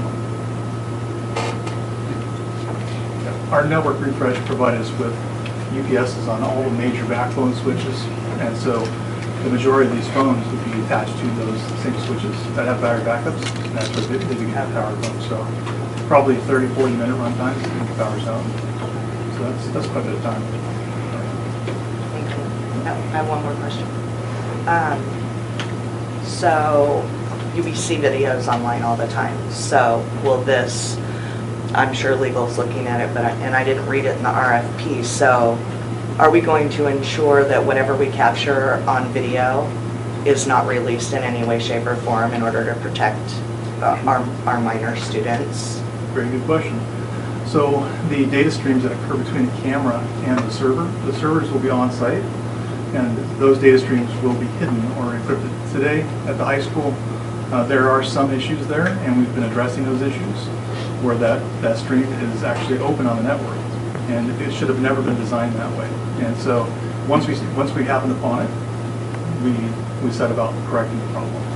And so as we now go to design a new system and work with vendors to design a new one, we're looking to then segregate all of that traffic so that way it's encrypted, basically encrypted or secured end to end. So that gives us more control and more privacy over what's happening on those cameras, and ensuring by way of control access to those feeds and to the actual archives, to make sure that none of those videos are going outside the district.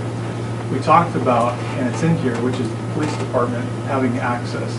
So again, there's still discussion that has to occur. That's functionality we're asking for, but we haven't defined how that will be used yet.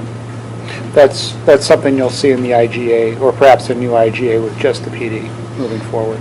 So that'll come back to the board, so we'll know Yes. what that is. Yes, absolutely.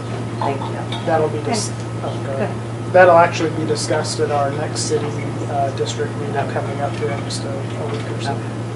And I apologize, I was at a conference last weekend, and I think it was Maricopa College, but I don't remember, one of the community colleges that had a really severe data issue. Yes, they did.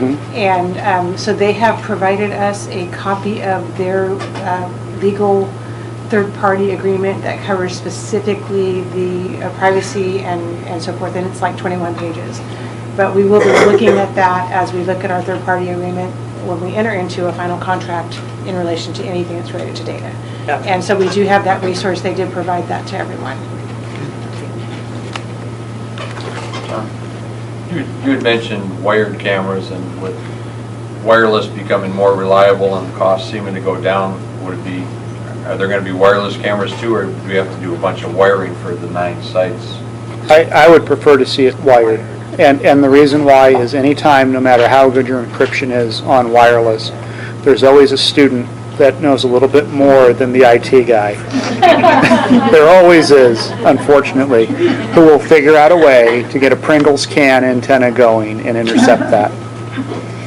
Whatever that means, okay. Sean knows. MacGyver way to hack in. Sure. Right. Gotcha, okay. So I have a question that it kind of sounds sideways, I apologize. So I work at a hospital, in case you were wondering.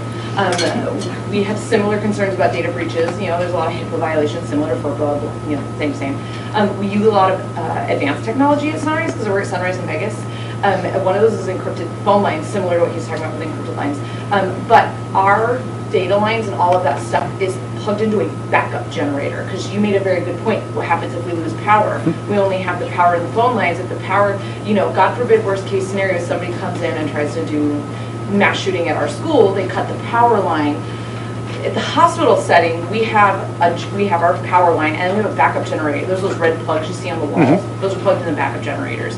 So anything's plugged into it. Do we have anything like that in place at the school so that if there is a power outage, these important services like our phone lines, like our cameras, like, you know, the lighting, like emergency lighting, are plugged into, or are they all just running off of battery right now? The practical application of a generator is something I would love to see. Right, because it makes sense. But with that said, right now we're using uninterruptible power supplies, battery backups. If you scale them properly, you'll get anywhere from about 20 minutes to an hour, depending on your application, out of a good backup battery. And so in a crisis situation, somebody cuts the power, you know, you've got that type of a situation, you would be able to run through the emergency. Okay. And then I have a second question, sorry. You mentioned something, and I think he maybe kind of answered it for me, but you said about privacy, or when you were talking about like remote and all that with what are we concerned about? Just the data breaches, so our videos aren't getting out, or are we more like they can't know our kids go to this school? I was a little confused on that part of it. Is it just the data, like a possible data breach? The data security in a school setting, or a HIPAA setting, or in a credit card, a PCI setting, there are certain standards that you have to comply with, and one of the things that you worry about is allowing somebody to have open access to cameras. So the first thing you want to do is you want to separate that network out and encrypt it. Yeah, we're just concerned about a data breach is what we meant by that, right? That would be one form of data breach, would be a network-based intercept. Another form of data breach could be somebody accessing from outside. A third form of data breach would be an unintentional one. Let's say we got into an agreement with the police department, just as a scenario. They were able to look at the cameras, they were able to pull information off of them for their investigation, and that got out. And so we need to make sure that we have the right legal agreements and understandings in place within all of that to make sure we don't have that type of a breach. Thank you. My question, are we going to be putting these cameras, so like on bike racks, stuff like that, so we can deter that happens into our schools? We want certain cameras to be highly visible, and we want certain cameras that you can't see, and yes, certain things like bike racks, parking lots, those are going to be obvious places to put things that are very visible. But we're making sure that they're operational. They're not just going to be there just to, No. counting camera, and students know that. No housing with blinking light allowed. Well, that's what I'm Right. concerns. Yeah, we've actually asked for monitoring of the systems, so in the event that a camera disconnects or goes down, that we get notified. So, and today we don't have those types of systems. Today we have to do manual checks to see if the systems are operational. And wide field of view is one of the things that we're looking for. One of the early representations of a model, right now at the high school, we have somewhere in the neighborhood of 30 cameras. And the early representation to cover that campus adequately had about 120 cameras on it. And so that kind of gives you an idea of the scaling that we're going to. So we're going to move from just a minimal solution to one that will give us a significant amount of coverage. You're talking pre-shot? No. Okay. I just want to make sure. Think like a panoramic shot. Like It's it actually has a really wide field of vision, but it's not distorted like a fisheye. Yeah, typical average fixed lens camera you would get on your house is generally between 120 and 130 degrees worth of vision on the camera. That would be a fairly wide shot, and I think if you go beyond that and you start to fisheye and some of that, that's probably not a good idea. And some of them will have the pan tilt zoom features and those things as well, so they can be manipulated and moved around if need be. Okay. Anything else on surveillance cameras? Just to add, we do have a couple sites that their surveillance cameras don't work at all right now. So this will be, this is a nice addition because we've been. We're doing this district-wide. Yes, and that's why I was excited to hear, because I thought it was only the high school, but then when I just understood it was all districts. Thank you. Don't tell anyone they don't work. I'm not.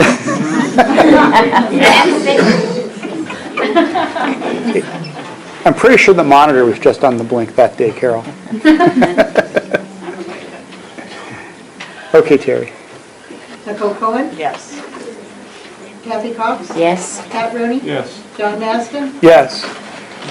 Item 6.6 is discussion of possible action regarding policy regulation JICA-R student dress. And this one's mine. A couple of ground rules before we get into this. We're going to open this for discussion initially. If the board chooses, once discussion has closed, to take action, the board can, after the close of discussion, put a motion on the floor. If the board doesn't put a motion on the floor, the board does not, or anyone on the board does not wish to move this forward for a change. We did this to be inclusive. We want to hear from everybody. There were people who said that we hadn't heard everybody's point of view, so we want that. Couple of ground rules. Don't step on one another while you're talking. If somebody's talking, wait for them to finish, and then we'll recognize the next person. Board President may or may not see you perfectly as you raise your hand. You may be on the left or the right of his field of view, so don't get upset about that. And we're going to ask that you come up to the mic. You're going to have to state your name, and then you're free to talk. We would hope that you wouldn't take more than about 2 or 3 minutes at the mic to make your point, because we all want to go home tonight and get some sleep, so we don't want to be here all night. So with that, I will move that we open discussion on agenda item 6.6. And we need a second to get it going. Go ahead.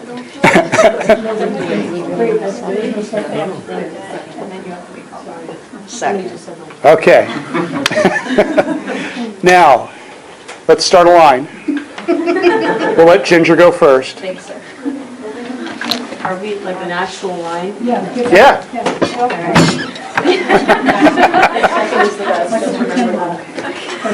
Ginger Dorset. Thank you for opening this up for discussion. I know this is a very hot button topic, and I know that my post may be added to opening this hot button topic again, but I brought the pants. So I'd like to ask the board members first if these pants look inappropriate to you. If these look like they are not appropriate pants for my daughter to wear to school. We bought pants specifically for the new rule change. I will not state that I agree with the entire dress code. I made that clear. I'm not trying to change the dress code. I'm asking for clarification in the execution of it. The problem is she was coded for the bottom of her pants, you guys. This is a problem for me. There's no holes in these jeans. She came to school in long pants. when it's still over 110 outside. She's wearing the appropriate shirt, she's got appropriate shoes on, she's dressed appropriately, her private parts are not hanging out. I actually really agree with the new addition with the no rips, holes, and frays, because these kids absolutely did a fine job of circumventing the fingertip rule with those rips and frays. I understand why it was implemented, but I'm asking for maybe some clarification in it, maybe some re-education at the school level, something, so that we're not taking girls or boys out of class for this, because they're losing classroom time. She was dress coded at the beginning of first period. She spent 30-40 minutes in line before she even saw Mrs. Williams. Then she had to spend time in Mrs. Williams' thing. Then she had to go back to class. Now granted, it's the first day, she didn't miss any classroom information, but had it been somewhere else, because I was informed that day, she rolled them up and she's been wearing them rolled up since then. If they come unrolled again, she's going to get the mandatory 2-hour detention for a dress code violation, for her hem, for the edging of her pants where she's in reality not dressed inappropriately. She's dressed appropriately. Her butt's not hanging out, you guys. Her private parts aren't hanging out. Her chest is not hanging out. I'm asking for clarification in that so our kids are not being pulled out of class for things like this, because I don't see this as a dress code violation. I see this as, yeah, we need to trim the fray off of it, but this is not what the addition was intended for. The addition was intended for these holes up here by their private parts and with their booty hanging out. So I'm asking for clarification in that, please, and maybe a better implementation of it.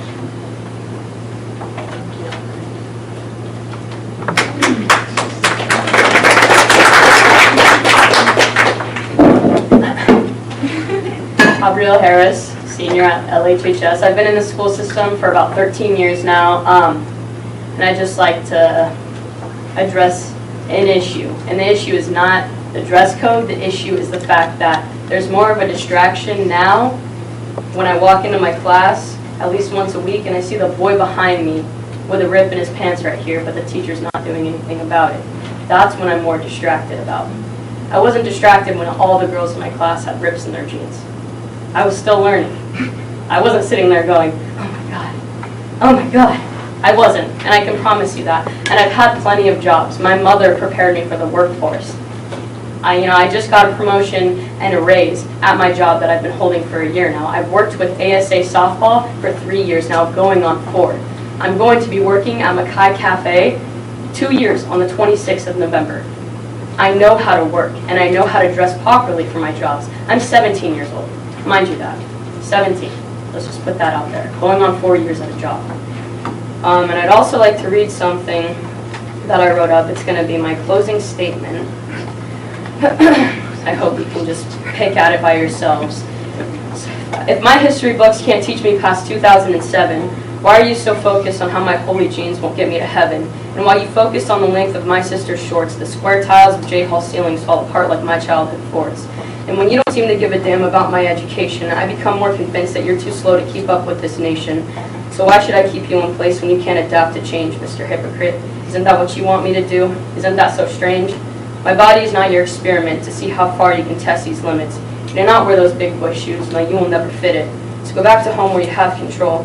Go back to being ever demanding. But you won't change me, Mr. Hypocrite, not while I'm still standing. Freedom of expression, I have that.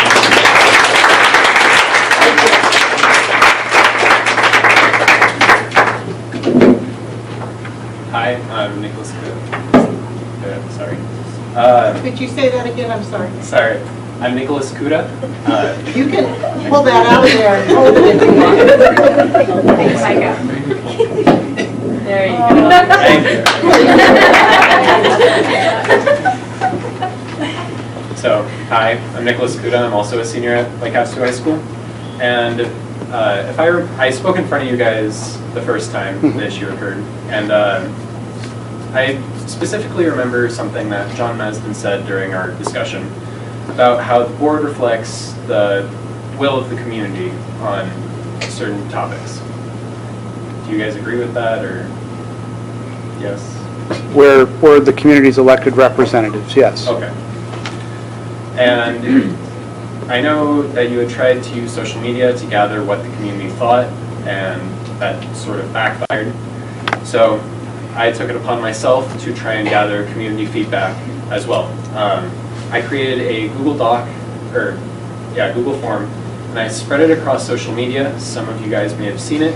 I gathered 1,256 responses from people in the community, and an overwhelming majority of them said that this new rule was unfair in some way. Out of your sample, how many were students? I had no clue. It was a blind sample. From the responses that I got, because I also asked for a slight discussion portion, a lot of them seemed to be students, but a lot of them also seemed to be teachers and other adults in the community. I can give you an Excel sheet, but Where was your Google Doc posted on social media? spread it across Facebook, Specifically where on Facebook? specifically through students, but those students got the attention of adults. So, yep, see? So I know it wasn't the largest thing because I'm just a student. If the school board were to run something like this or something similar to this, I think you would get a much better community feedback than these meetings or just from me gathering responses. So. Specifically, what was determined to be unfair? Well, I haven't looked at it in like over 3 months, and some of it got cut off because, a lot of it just seemed to be that they had to get new clothing, that you had just implemented the shorts rule a year ago, and mostly along those lines. So, thank you.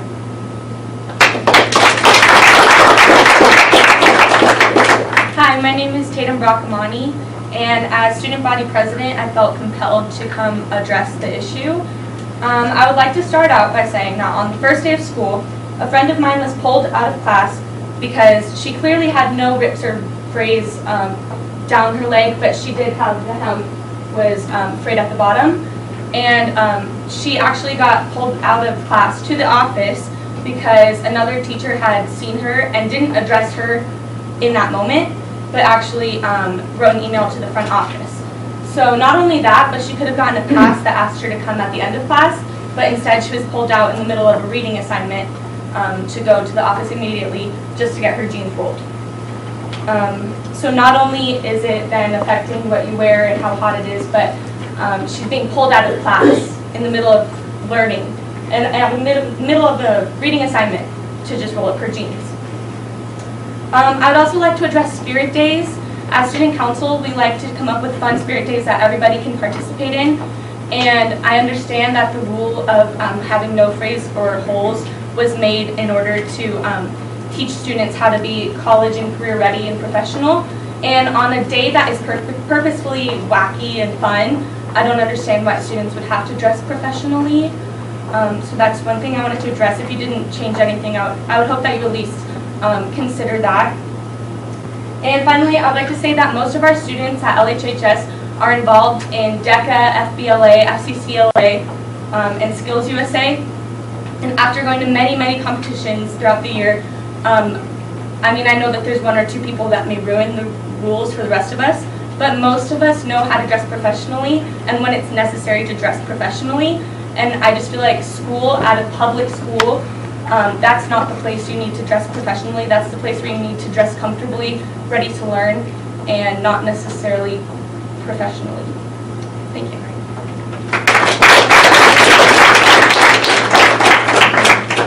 Hi, I'm Anne Marie Flores. I have a junior daughter at the school. And I'm kind of on the same page with Ginger and the last speaker here. My daughter was dress coded twice with these jeans here that are perfectly normal. Nothing wrong with them at all. She was harassed by two of the teachers at the school, warned once and dress coded once to roll them, and then the other one did dress code her for that. And these are the other ones, which are the same pants. They have no frays, no holes, no nothing, and is totally appropriate to me. And I just think in this tender day and age, with what's going on, it's my job to teach my daughter self-confidence in her in her body, in her mind, in her spirit, in who she is. And it's not your job to bring her down, to feel that her self-confidence is significantly changed from a 9 to a 3 since this dress code, because she's scared every morning. She's going to get dress coded. Is something showing from her behind?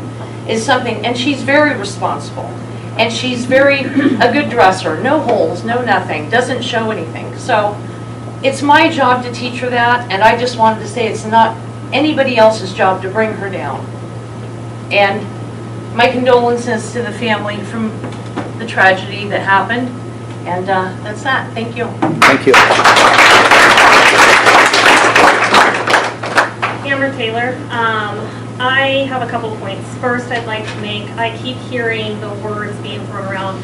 This is their job. This is supposed to be teaching them how to dress professionally. At my workplace, the dress code goes for everybody. Our dress code does not go for everybody at the school. It goes for the students, the teachers, the principals, the admins. They get to wear a completely different dress code. So if we're going to do it on the basis that we're going to be professional and make this their workplace, then this teachers need to be in school shirts, same bottoms as the kids, no hats, only school jackets to be worn on campus, blanket dress code. My supervisor, my deputy chief, they wore the exact same dress code that I would wear.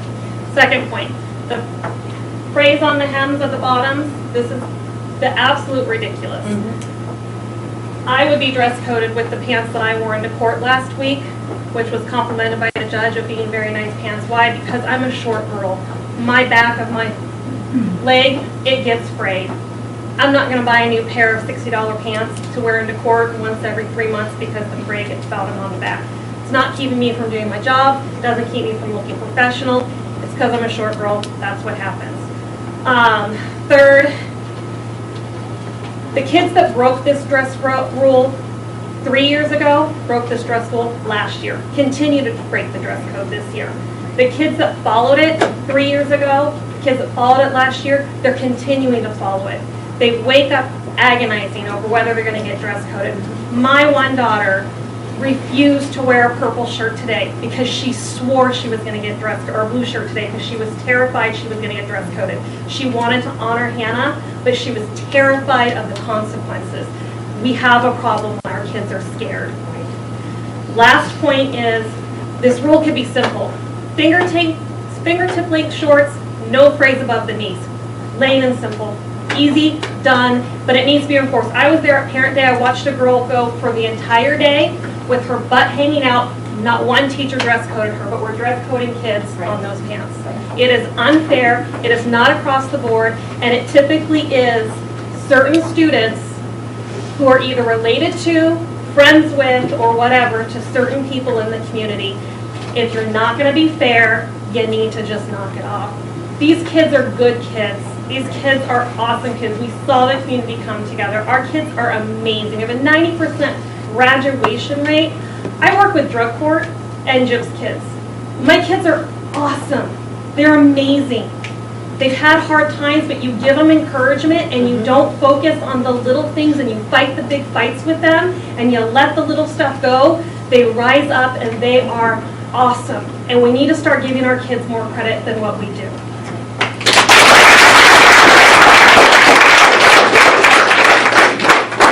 Valerie Candelaria, and I should have let her go last. I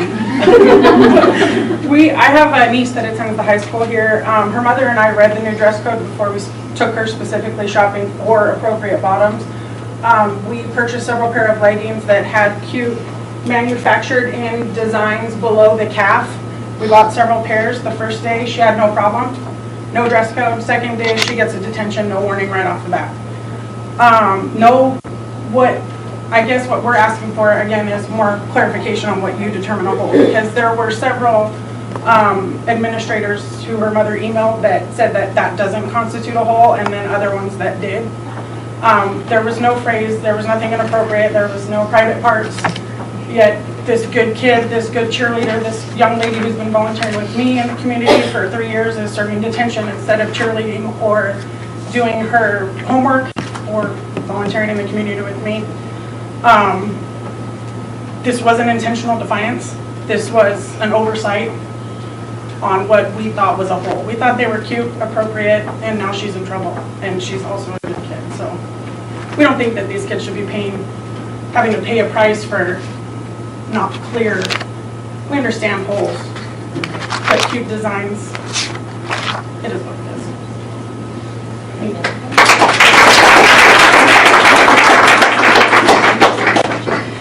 I just need to make one more point. I'm sorry. I attended Parent Day at the high school. I was real excited about it because I hadn't gone since freshman year. And I understood the rationale you guys had, teach them to go out in the world, be a business, like attire, things. Do you know what these kids are wearing to school? They're not coming in business attire. They're coming in their pajamas. They come in pajama pants. They are coming in sports pants. I saw like some old school Adidas ripoffs from like when I was in high school at One Kid. They're not coming in professional attire, you guys. Like I understand the goal here and I understand the intention behind it, but that's not what has been accomplished with it. What's been accomplished is now they're just all wearing long pants.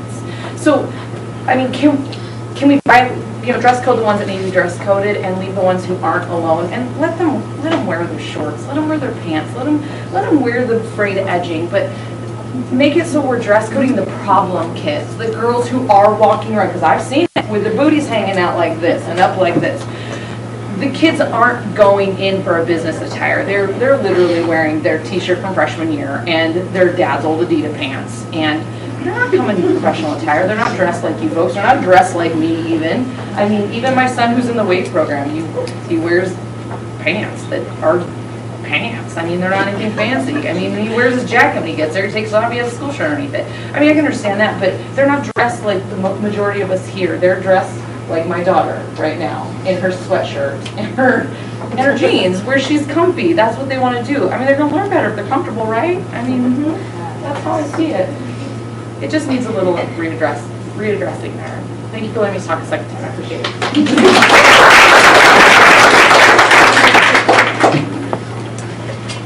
Anybody else from the audience? I see an opportunity here. I see an opportunity to change something that a lot of people have a concern about, just like minimal changes, because a lot of people have issues about this, good or bad. And then earlier I saw some of these graphs about graduation percentages in education, and here you're creating a problem kind of like where kids are more worried about getting dressed in the morning than they are if they finished all their homework or the paper. It's taking away a little bit of something else. It's another issue that we were talking about earlier. So I see an opportunity where this whole thing could be kind of like refined a little bit better and maybe get something better out of it in the long run as well.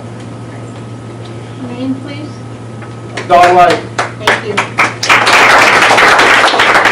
It's better to look for an opportunity than to complain about a problem and not have a solution. Don Wright.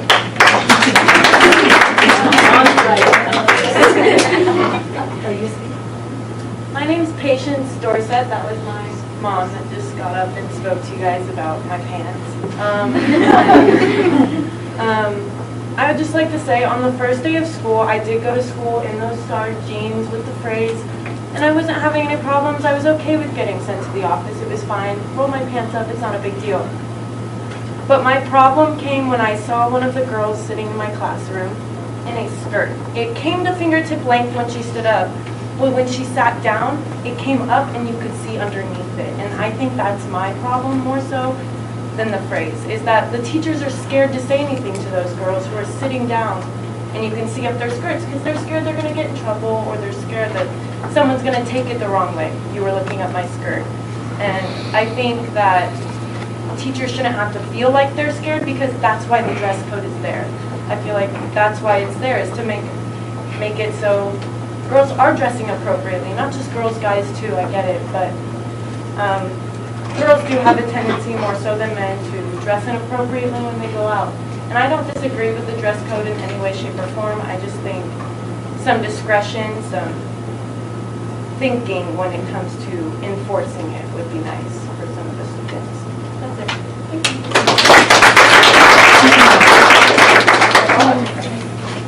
you. Anything else from the audience? I just want to ask one thing before this is done. Got to follow the rule. Sorry, it was just really quick.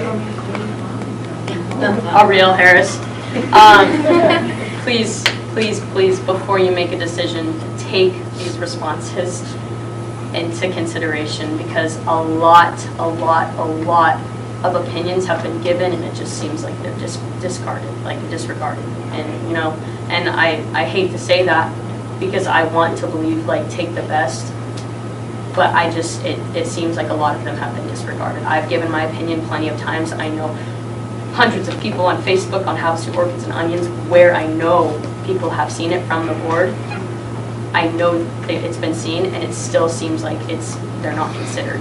And I really just hope that this is important to us, so we can, please, you are our elected officials, so we want you to take what we're saying and put it out there, because we can't do it. May I ask you a question? What would you change about the dress code? Exactly what was said. Fingertip length shorts, holes either fingertip length or below the knee. I don't see a problem with that. You need some airflow, right? 110-degree weather. Some airflow. It's just, at some point, it's not healthy to be wearing tight Bermuda shorts or jeans outside in this weather, especially walking from PE after you're done running 10 laps all the way up to C Hall. You know, it's just, at one point, it's not healthy, especially for maturing women. So that, I just, you know, that's all I have to ask. Thank you. Okay.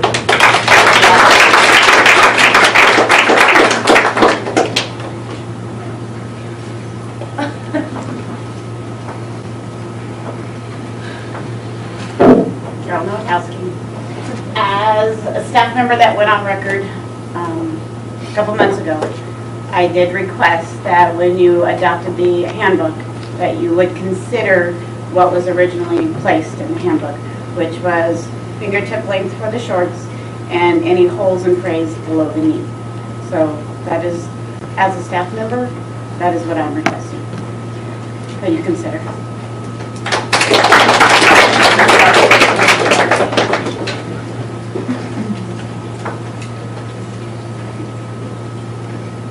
Catherine Hubert, or Grande. Same thing as Carol. I really feel fingertip, and if they have holes down here, honestly, I don't think it's hurting anything. We have little kiddos at school who come in with rips in their pants, and honestly, it's just because they're little boys. So, not to disagree with you guys, but that's just my opinion. Thank you.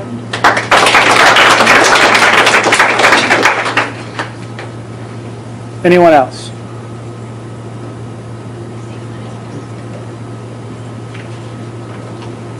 Comments from the board?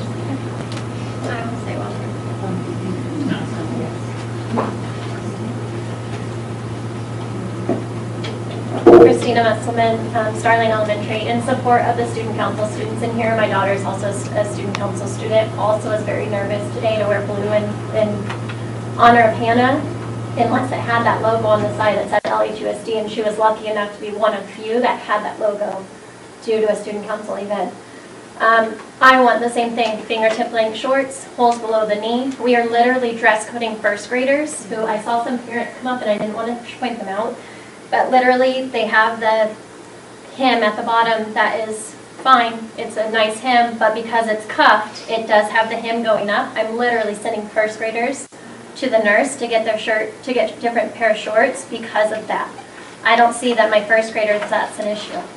Same thing with the pants. I have to have my first graders roll up the bottom of their pants because there's hem. Or I'm saying, come here, let me cut that little string so that you're not dress coded. Some of us look the other, you know, roll it up, you're fine. We have other staff members, as we talked about at the work session, insubordination. We don't want to be that. So we have some sending them up. I'm trying to problem solve, and I don't want to bog down the nurse who's working with barfing blood to call a parent to bring shorts. That's my opinion. Thank you.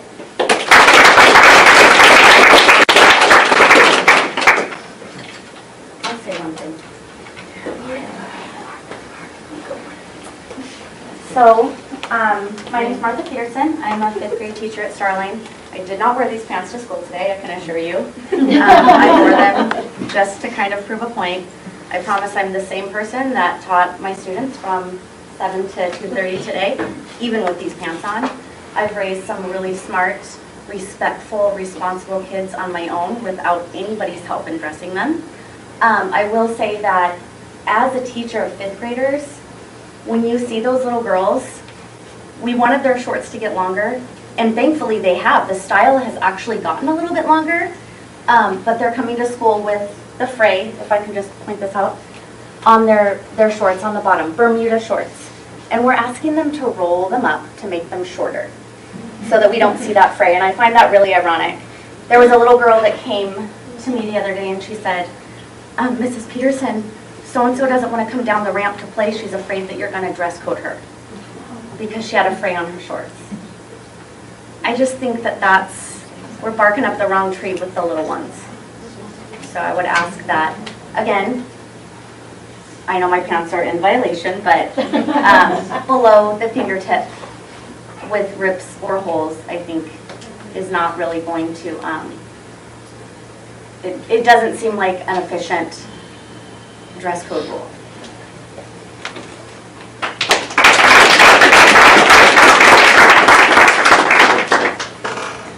Okay. Close. Comments from the audience, comments from the board? There was a couple mentions of Hannah. I'm not sure what that was referring to. That's information that not everybody is aware of, and I think that's unfortunate. We wore blue shirts I'm today. just saying not everybody's aware of what you're talking about. So. Would you like someone to clarify? I can clarify. Hannah was a student of LHHS who was murdered last night. We wanted to wear blue in honor of her. We were scared that coming to school we would get dress coded because not all of us have blue school shirts. We went about it the right way though. A couple of us texted admin the night before and got the consent to do it, but there was still a lot of fear that children were going to be able to honor and go about it the same way as like we wanted to because of our dress code. Understandable, we have a dress code, but there's just sometimes, I mean, for God's sake, we wear green on a holiday that doesn't even have to do with us. You know, like, we should be able to wear blue to honor one of our friends, and that's just a lot of, we're inciting fear, and it's hard to learn when you're fearful of something, you know what I mean? That's what's going on. May I ask you a question? Yes. Were you fearful when we changed the short regulation? For my friends, yeah. I mean, I dress more boyish. It's fashionable for me, but for my sister and my girlfriend and my friends, it's not their fashion, and so they have to wear pants. I was fearful for them going to school when they had to wear pants that were very tight and restricting, no airflow. I was scared that they were going to get. I was fearful for them. Why would they be forced to wear pants that are tight and restricting? Because you're fearful of your peers at that point. Because you're coming to school and stuff that you're self-conscious about, you know, you have to realize we're still teenagers. We still get bullied. There's going to be judgment along the whole line. And so when this dress code is kind of taking away the modern day fashion, there's going to be bullying when there's certain people that are getting away with it who can do it. Well, and I would say not only that, so just to clarify that with the, I have another daughter who decided not to come tonight. She's not as outspoken as Avi is, but she was dress coded last year. We were very thoughtful with our dress code when we went shopping, and everything was measured for her fingertip. She doesn't leave, I always say, the fingertip, she shows me. Our students can't wear backpacks from class to class, so they have to carry their books. She's a tiny waist, she's like a size 5 waist, but like a size 12 hip and thigh. So she has to wear baggier shorts so they fit on her waist but can also go up over her thigh. That causes a problem when you've got thicker thighs. As you walk, your shorts right up. She's dress coded for what it looks like when she's walking, but I will promise you, even when they ride up, they still don't show her bottom. But the second she's able to put her books down, she can pull her shorts down there at fingertip. If she had a backpack, she could walk with her hands like this, holding her shorts down. Backpacks aren't allowed. If she wears tight shorts, they won't go over her hips.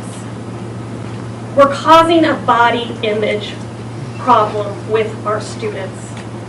We're causing issues and telling some girls it's okay because you're a size 2 to get away with this, but you are a size 12, so when you walk, your shorts are going to ride up, so you must only wear pants. Because God forbid, should your shorts ride up to a 4-inch hem instead of an 8-inch hem. That's the problem. That's the fear we're putting in our children. So I can answer that maybe a little bit better than Avi and her mom. So when you guys implemented the fingertip, or not implemented, but really pushed the enforcement of it, because I understand it was already there, we went shopping. We went everywhere that Mr. Madsen actually recommended. I've gone to Penny's, I've gone to Dickey's. None of them go past her fingertips. The only thing I can find for this young lady that goes past her fingertips is what she's wearing. The only option we have are capris and pants. The difference between capris and pants for the men in the room is about 3 inches. That's it. There's no additional airflow. There's no looser anything. It doesn't do anything. It makes her ankles cooler. So it doesn't do much. It's very, very difficult. Now, again, like I said, I work in Vegas, so I've even gone to Vegas. I've gone to the stores that have been recommended. I've gone to things. I could care less about these kids' fashion. I don't care if she looks like an idiot going to school, as long as she goes to school and her privates aren't hanging out. So that's not a big deal to me. My problem is that literally I can't buy anything that is not pants for this girl. We did have a lot of fear last year when this was really implemented, because she was like, I said, Bull, where are your shorts? You're dressed fine. She said, absolutely not, Mom. I'm not taking the chance. I will not take a chance that I'm going to get dress coded. I don't want to get in trouble. Okay. There was a lot of fear on her end from this, from that simple, we're really going to push it. Understand why it is, but some of the girls do absolutely have a problem finding longer shorts that fit. It's not like the boys where they just make them that way. You know, our society encourages our younger girls to dress like older girls, so they make the clothing as such. It makes it very difficult to shop. Okay, thank you. We're back to board discussion. We'd actually closed it and we were getting some clarification, so thank you for that. Anything else from the board on discussion? I'm hearing a lot of mixed messages. I'm hearing we're fearful, and I'm hearing teachers complain that that they're forced to dress code, but then I'm also hearing students say that some people don't get dress coded. And I can tell you that that was the original intent behind being very clear about the dress code, was so that there was no wiggle room, so to speak, so that it would be followed by everybody universally. I understand that this is a hot button issue for a lot of people, but I want to say a few things. I had intended to come here this evening in my thigh-high stiletto boots with my mini skirt on that was fingertip length and a standardized shirt. But in light of everything that has happened over the last 24 hours, I decided that was a bad idea. But I wanted to show the absurdity of how much freedom we really do have with our dress code. We will always be able to find things to complain about, and there is no dress code that is going to make even everybody in this room happy, let alone the 5,000 students and parents in this district. It's just not going to happen. I understand it's hot. I don't know what all the comments are on Facebook, because not everybody's on Facebook, but this board, since the first dress code in 2017, and then again this year, this is the first meeting, I think, in a long time that we haven't gotten an actual handwritten note from a community member saying thank you. Thank you for having a standard in your schools. And I appreciate, the comments before you read your statement. See, I felt like your comments were very appropriate before you read your statement, where you were actually calling us names as board members. That wasn't I know it's your First Amendment. I'm not trying to challenge your First Amendment, but I'm saying you can't cry I'm being bullied while you're calling people names at the same time. There's no crying. I'm just. And many of your board. Excuse me, Ms. Harris. I'm just trying to express. I appreciate your passion. I appreciate the kids that are involved, that are looking out for their friends. But if you don't want certain people to be treated one way because they're connected to a teacher or because they know somebody in the district, then there has to be a very specific dress code that's enforced. That's the only way to do it. Now, could that be amended? Of course it could. I'm in favor of uniforms across the board, K through 12. That's what I've always preferred, but that's not popular. So we came to an agreement on the board on how we were going to work this. It was not to make anybody feel bad. It certainly wasn't. And then the last thing I think is the teachers. Somebody had mentioned that the teachers need to follow the dress code as well. I really don't know how to fix this when we spent more time on this subject than we have the other subjects of importance this evening. I'm just saying there should be standards. Rules are good. That's what I was going to do. And it's just one little section that's important to me to read from a very good book that I just read, 12 Rules for Life, Jordan Peterson. Very good book. It said, so rules there will be, but please, not too many. We are ambivalent about rules, even when we know they're good for us. If we are spirited souls, if we have character, rules seem restrictive, an affront to our sense of agency and our pride in working out our own lives. I think that's where everybody's coming from. It's an affront. Why are you telling me how to dress? So I get it. But in order for it to be, in order for there to be equity for everybody, I'm just saying there has to be a very specific rule. And that's why we went the way we did. That's all. I'm sorry, I just wanted to explain from my perspective. Maybe you all have a different perspective. I have a different perspective. I think something else has gone on here this night that has gone unnoticed, and it needs to be noticed. We, in a form of government that we have, which is a republic, we are your representatives. We don't often think of ourselves that way, but we are your representatives. And I very much remember being in high school, and I was a change agent, and I stood up and I said things, and people changed when I spoke. And I can't believe it because I can't speak that well now, but I was very impassioned back then. And I'm so thrilled at our high school students and their parents backing, but how articulate and well thought out what you said is, and I believe every one of you has shown an understanding of a need for some kind of a dress code. So my own thought is I would like, as I told Mr. Maston, when we hold a meeting like this, the danger of it is there will be an expectation for change, or else why are we holding this meeting? And people have been here since 6 o'clock tonight, many of you waiting for this moment. And to honor that and to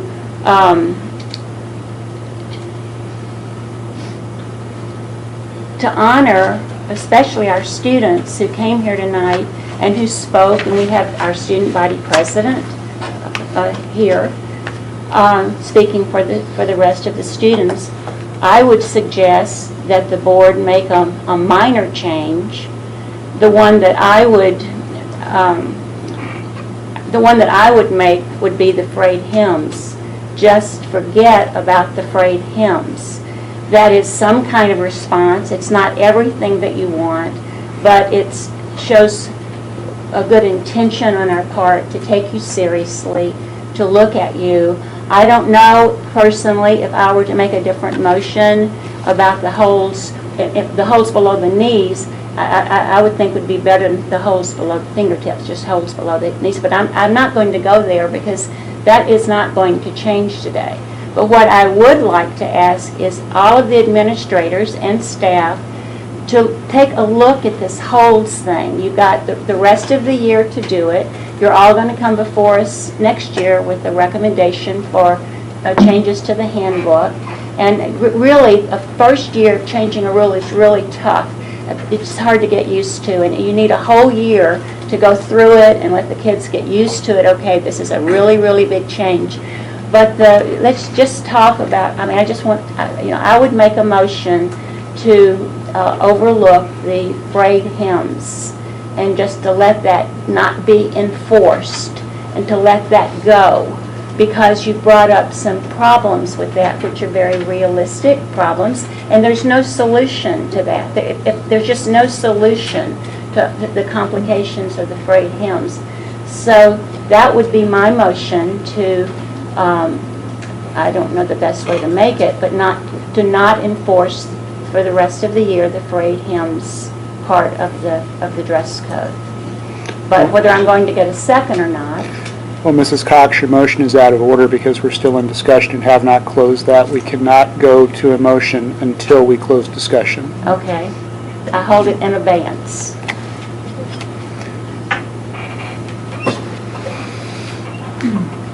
You know, I was at the high school for 30 years, and all that time we had a dress code.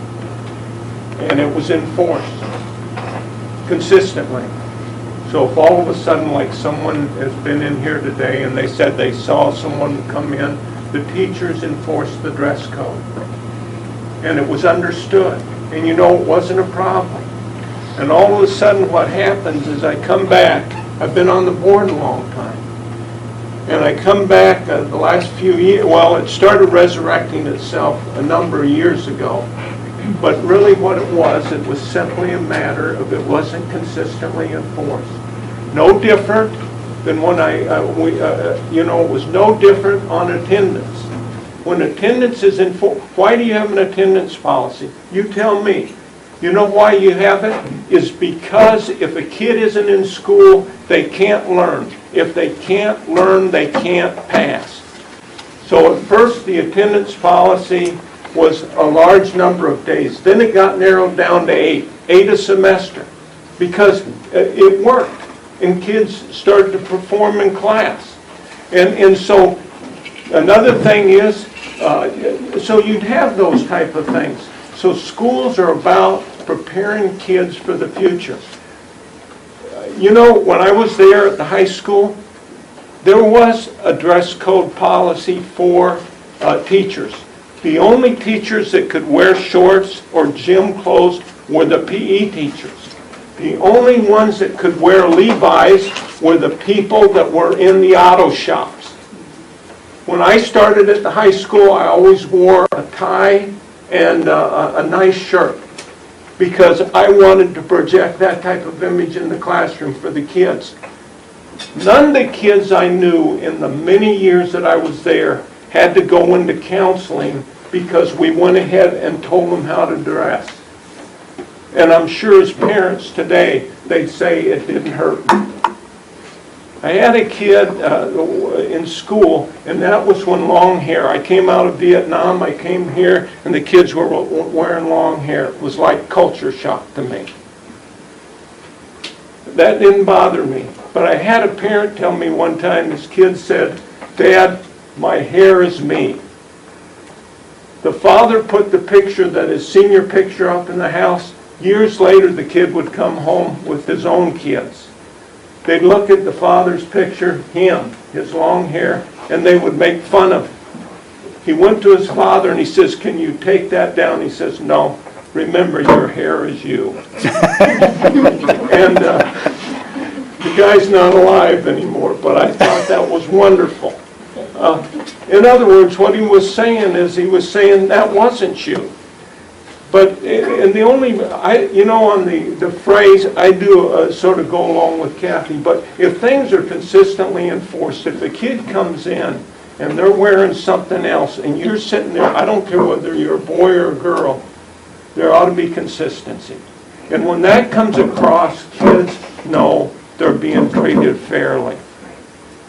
And I think that's what people want. And then administrators have to make judgment. But if the staff is all on board, and if the administrators are doing their job, you don't have this type of confusion and whatever. And I don't say this because, I don't dislike kids. I had 3 kids of my own. You know what I mean? And then they knew that when they went to school, I expect you to dress a certain way. And I'm sure the parents here are the same, you know, and it's a battle. But I did investigate this a little bit. As I moved around town, I wanted to see how many employees were going to, in various places. How many of them were going into work in ragged and ripped jeans? I didn't see any out in the workforce. I did go out with my wife. She forced me to. We went out to Dillard's. I don't like to, I don't like to shop. But they're selling this ripped stuff for $89. You gotta be kidding me. This is supposed to be a real bright generation, and I give them a lot of credit. So all I want them to do is say, get your money's worth. Anyway, that's all I got to say. I like the kids. I wouldn't have spent all that time. I wouldn't have spent all the time on the school board. I'm very supportive of our schools and stuff like that. But, and the last thing, someone said they're hot, that they have difficulty wearing long pants. You're hot. You don't know what it'll do to you. I'm a native Arizonan. I grew up down in Yuma. It's hot as it is here. Guess what? When I was in high school, all you wore were blue jeans. It didn't ruin me. Maybe it did. Maybe I just didn't know it. But no one back then wore Bermuda shorts. At least not the crowd I ran. It was not manly. So I survived going to school in blue jeans. Maybe that's why I'm the way I am today. But you'll get through this, you know? Anyway, sorry. I'll say this, and I've taken my share of heat on this. Obby's given me a little bit online. Hi, Obby. So here's the thing. Do we have a problem with the policy, or do we have a problem with the enforcement? I think we have a problem with the enforcement more than we have with the policy. I'm not looking for audience to chime in on this. I'm making comment. So I think that we've got to have a little bit of common sense. Pat has said that. But I also think that, how on earth did we do this back in 1986 and 1987 when the ripped jeans were a thing? Because ripped jeans had been around before this generation. So we did it in 86 and 87. We all survived it. I wasn't in high school here at that point. I had graduated out. But they weren't allowed in school then. We all survived. Short shorts? To school here? Yep. Well, I've got a 12-year-old that wears ripped jeans on occasion because he's crawling through the knees. But in all seriousness, one of the things that hasn't been mentioned, and we have spent a lot of time and money here recently on something called Rachel's Challenge. And one of the big issues that we have in our society is the bullying. And the evidence in bullying, the evidence in self-esteem, which is really how bullying starts. Bullying starts by a lowering somebody's self-esteem to the point where you can come in and get after them. If you go back into the early 90s, I think it was 1992, when the Long Beach K-8 system put in a very stringent dress code. They found grades went up. They found self-esteem among the kids went up, bullying went down, harassment went down. It's a much better system, and that's one study. Scientific studies have shown that a good, solid, strict dress code is one way to boost self-esteem. We're investing in Rachel's Challenge, and here we are, we changed this part of the dress code, and that's what the mission is. The mission is to raise self-esteem. Now, has this been enforced for the past, 5, 10 years? Probably not.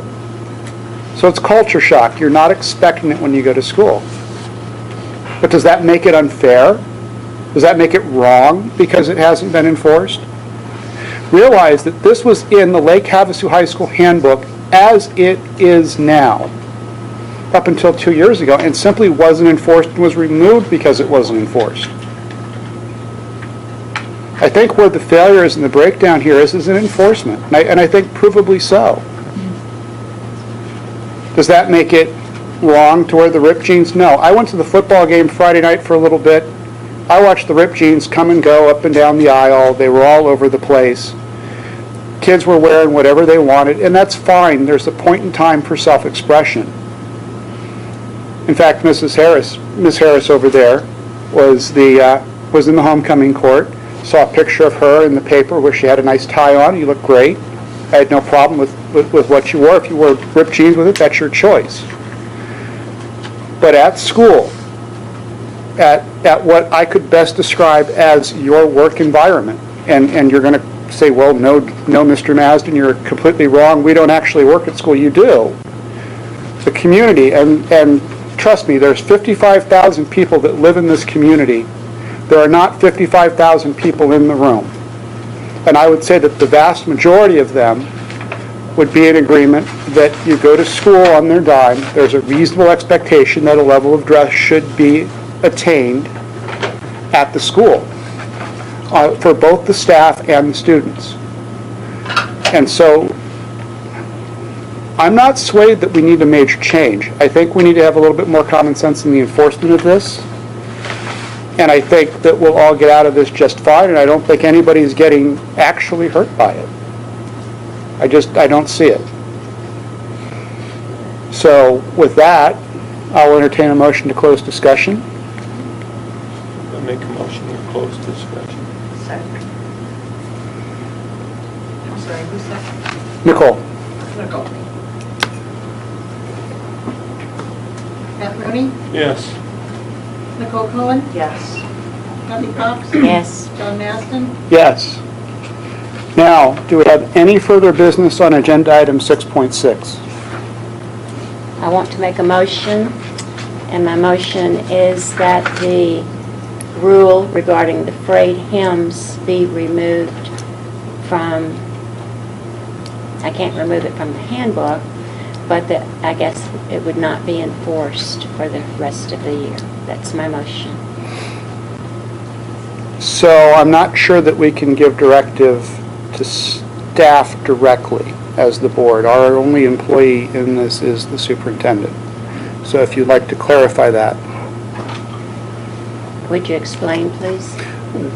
The board does not have the ability to directly instruct staff to do anything. Our only employee as the board is the superintendent, who then instructs the staff.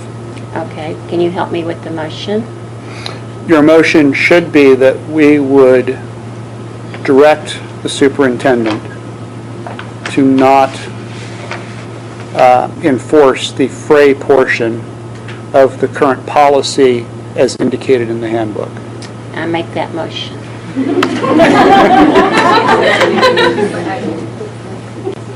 Is there a second? I'll second it. But I want a clarification. I want a clarification here. Are these fraying down on the bottom? Would you like to see them? Yeah, I would. Please. Are they? These are actually worse than the first day because they've been washed quite a few times. Are these what you're buying now, Well, or is this something that you created? No. This is that you can roll it back right here. There is a stitching right there so that it will not further fray. Most of the jeans are made like this now. I have another pair of jeans. These look far worse than they did the day of because they've been washed, and so this has come off just a little bit where the actual hem is. But it's not something we've done of our own volition. We purchased them like that. We actually didn't even notice that they were frayed like this when we bought them because we didn't even know this was intended in that policy. And the lady that was here earlier with me, her pants are similar like this. The frayed hem is meant so that the pants themselves don't fray, but still give the stretch there so they can get their feet through it. So that it keeps the integrity of the hem without adding to the fraying. I would, if you would like to second it, I have a comment on Can that. we have questions on You this? did. You did second. Okay. The thing is, I think, looking at those, it's going to be very difficult from looking at those, from saying that if some kid just phrase them or whatever, if they're manufactured that way, I can see a real difficulty if you're going to enforce that. That's why I asked to look at them. And I just wanted to sort of get a clarification, because all of a sudden that's going to open up another complete issue Well, not as my motion was intended, because, we know that one of the signs of a good law or a good policy is that it can be enforced. And it's, after a couple of weeks of school, it's very difficult to know whether the parents bought the pants frayed unintended or not, or whether the pants frayed because they kept rubbing against the sidewalk. There's just no way to distinguish that, nor do I want to. So my motion is to no longer enforce the policy about frayed pants. And then administration can look at that the rest of the year and decide how is that working. Do we need to qualify it? But let's try it out. That's one of my big things is when we pass a law, I would like to see, instead of Congress passing a law for everybody, let's just talk about No Child Left Behind, let's just go back there, for everybody in the whole country, why not try it out for a little while here and there with different situations and see how that law works and work out all the problems there. And let's just see how this works, and we'll find out at the end of the year, did this work, did it not work, and go from there. Yes, ma'am. Just clarification, she didn't say pants in the, she just said phrase, so is it pants, shorts, everything? The motion is as presented. Okay. Can I have a clarification? It's pants, so that's I thought it was As pants. someone who's going to enforce this? We haven't gone through and voted anything yet. But what was your question? Are we talking frays? What about hems? So what we're going to get into is like the mini skirts that are all frayed, but then you've got the pants that are hemmed, but then they frayed. Yeah. So the hems and the frays kind of go together. Does that make sense? Well, the other issue is sometimes the frays are part of the length, and so. Yeah. Right. I think what Ms. Cox was alluding to was eliminating the hem. That wasn't what she asked to have put into a motion. Because we've talked about the hemline. Well, what else frays on a pant other than? And I think that's what, so. Other than hems, what? Holes can fray, so. Oh, well, hemline. absolutely the hems. She said fray. Yeah, she just. Thank you for clarifying that. I've never heard frayed holes. Oh my gosh. I mean. Okay. Any more discussion from the board? Then we're ready to call it? We're ready to call this question? I call the question. Kathy Cox? Yes. Pat Rooney? No. Nicole Cohen? No. John Maston? No. Any further business on 6.6? Moving to 6.7, discussion and possible action regarding district curriculum. Superintendent Desire. I have a question. How do we do a recall on board members that don't take the community's involvement and work and input? You're out of order.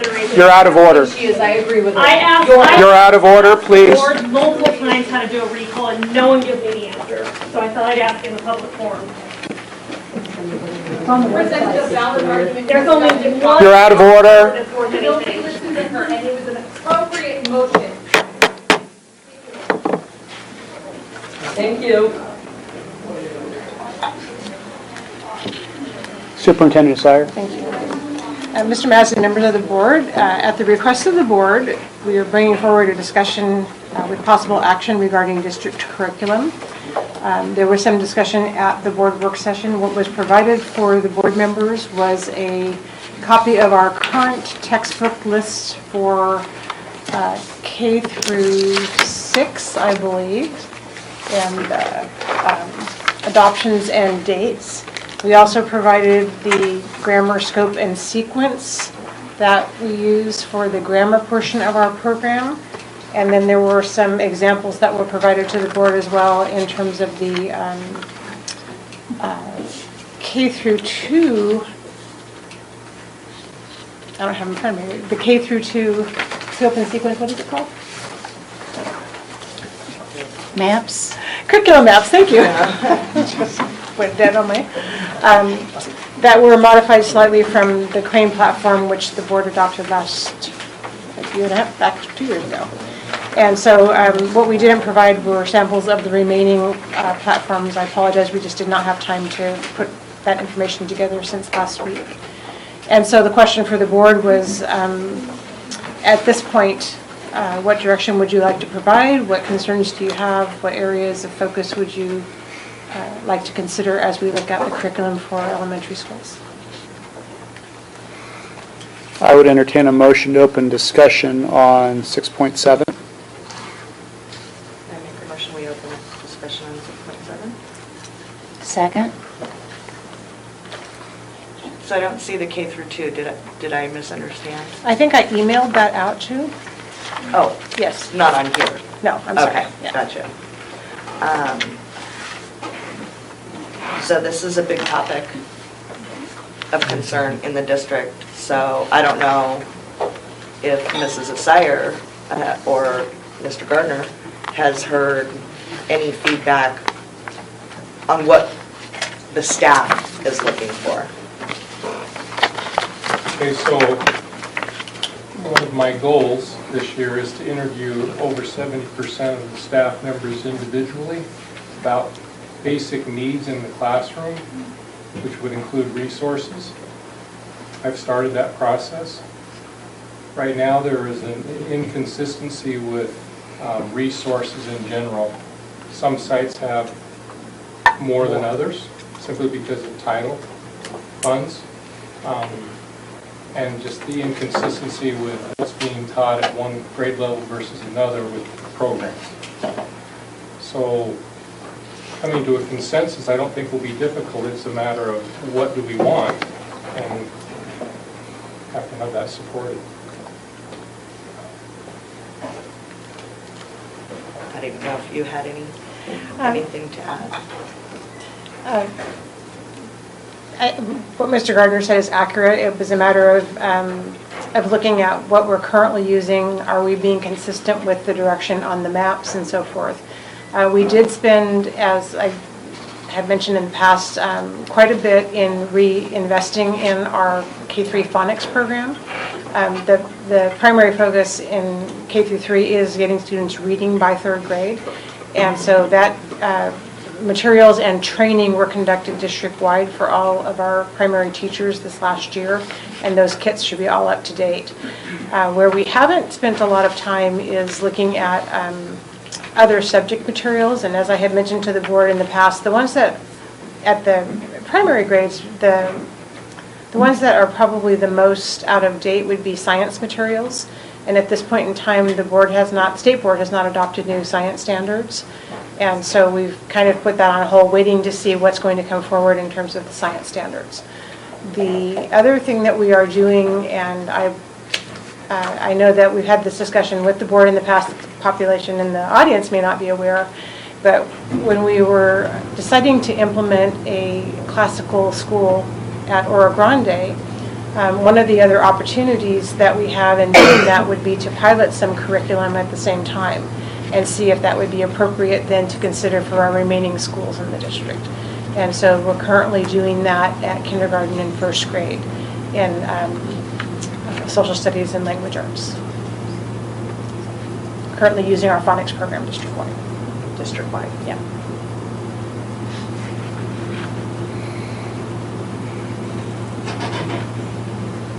So I know that the state board meeting is on Monday, and I know that they're supposed to be bringing the history and science standards to the state board on Monday. And I heard Mrs. Douglas on the radio. She was on the James T. Harris show last week, and I know that she is bringing the same scope and sequence that our magnet school is using to propose for adoption. And I know it was a pretty stunning, as he put it, a bold stroke. But I just think that it should be out there for the community to know that we actually have that. It's a gift. It's a big gift to our district. I mean, this is a $50,000 private education that we've been gifted to use. So I would like our principals to look through that. I would like our district to really consider the opportunity that we've been given. And if it's adopted, well, then it's a no-brainer. But it, for consistency's sake, I feel like that would be a wise long-term decision for us.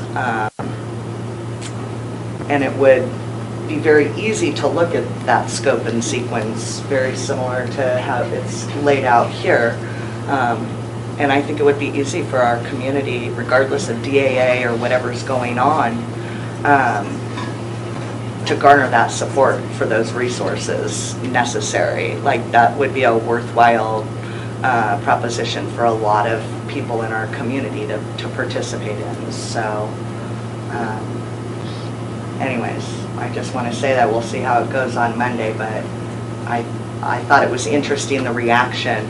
James T. Harris is a former high school teacher, and he did indicate during this interview that this is the kind of thing that teachers have yearned for forever, instead of the changing, the constant, changing, something to be solid that you could hone your craft on.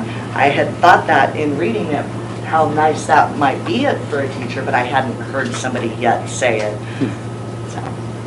out loud. So that's all I wanted to add to that. I know that it's a concern, and I do have concerns about equity. If we have different teachers doing, and that's what prompted this, if we have different teachers doing GoFundMe to get certain resources, well, then that's not equitable for the rest of the third grade or the second grade or whatever grade we're talking about. So we do want everybody to have that core. We do need to have the same core resources in every classroom. Right. And we talked about that from the standpoint of furniture and supplies. It also needs to be the same for materials. Absolutely.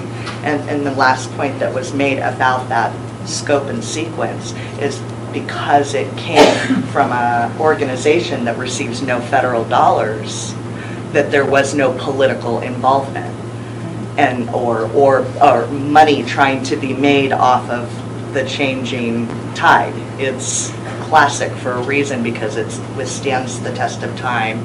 It helps to teach how to think instead of what to think. So anyways, for those reasons, I think it would be good if we looked at that. Okay. Anything from the board on this further? Are we going to discuss this? We've been discussing it, yes. This chart is what we're going to discuss? Well, it's part of it. Well, I have some questions about this, but I don't want to change the topic that Nicole was talking about. Well, Nicole's closed out her part of it. What would you like to talk about? I am not familiar with this Heidi Koski's grammar, which I'm a big proponent of, but Mrs. Musselman, you're in the audience, you're a first grade teacher. Would you kind of stand up and pretend that we're your first graders, and this is the first month of school, and you're going to teach the present tense of the verb to be? Okay, are you ready? Okay. The to be verb, or so you say the to be verb connects the subject to the it's predicates. Well, we don't say predicate in first grade, so to the verb. So our first graders know a to-be verb is am, are. Later we get to past tense was, were, and they know that word connects the subject to the verb. Right now our students are doing past progressive. So first grade already knows a past progressive so past progressive was, were. You're connecting a verb with ing ending. But that's how. And you use the term past progressive with them?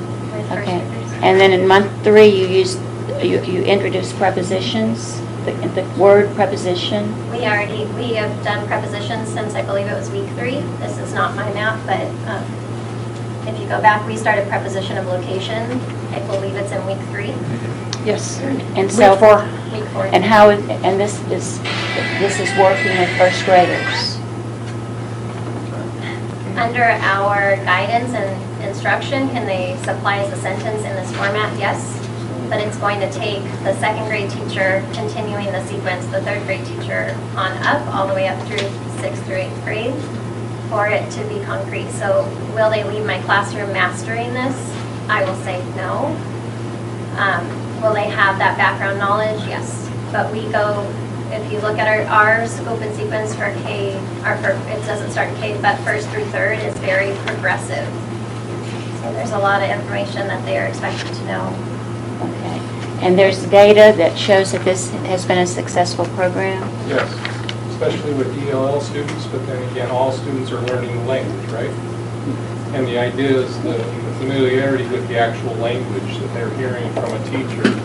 And it's it's 1 through 9 actually on that scope and sequence. By the time they get to high school, they're pretty sophisticated with their knowledge. Thank you.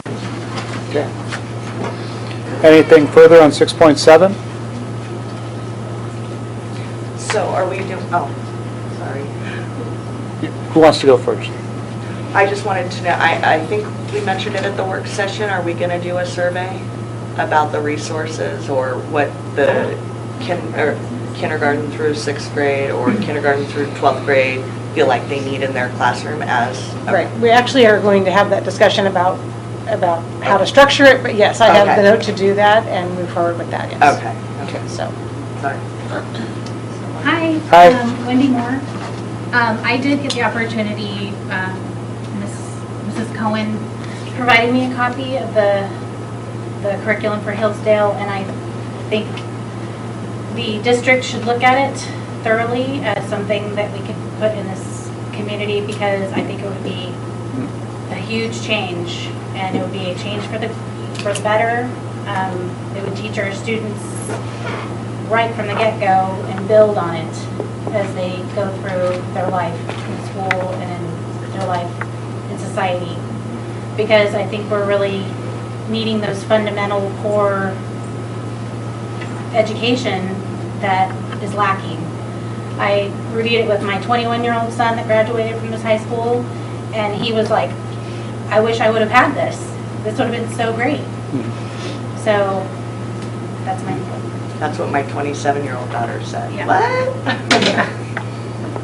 Okay. Anything further on 6.7? Then, Can I ask a quick question? I just wanted to make sure, Hillsdale is the name of the school? Hillsdale College from Michigan, right? Yes. Okay. I have a question. Is this a scope and sequence, or is it a curriculum? Because I think part of the issue that teachers are having is that we have a lot of directives, we have a lot of scope and sequences, we do not have the curriculum to teach it. Right. So we need those to align. Sure. And I think that's where the frustration is coming in on the staff part. I understand. And this particular scope and sequence has the actual resources listed right there. Yeah. But are we providing them? Because as someone that's been in multiple classrooms, and I'm the one going and finding certain items that some teachers are needing. And so I just want to make sure that we are providing what's needed, because that's the point of the exercise. Would be if you went that way, that you would have a list that's being provided. But currently what was adopted, again, was not hand delivered to them, and so So. What so- adoption are you talking about? Well, our kindergarten and first grade magnet. I had to go search for some things that when they got to a certain lesson, they're like, I don't have this. I said, well, let me see if I can go find it. And then I went and found it. Did you ask any administration first? Yeah, I mean, I asked my administrator, the guy. So math, they're studying the globe, they're studying the Fertile Crescent. My teachers did not have a map in their classroom. Well, I had to go find globes, I had to go find a world map for her, so that's my concern. well, and I think that's the point of the exercise. Whichever way we go, we want to make sure that we've got a core of what we deliver to a classroom. And not just desks and chairs, but what supplies, what resource materials, and so on. Because again, that gets to something we talked about earlier with crowdsourcing. That dovetails into the discussion we're having on curriculum. We really have not developed at this point an actual, this is what a first grade class, a second grade class, a third grade class, and so on are going to look like, and what we as a district are providing to that through the M&O funds. And so it's not something that we have today, but it's something we want to develop in short order.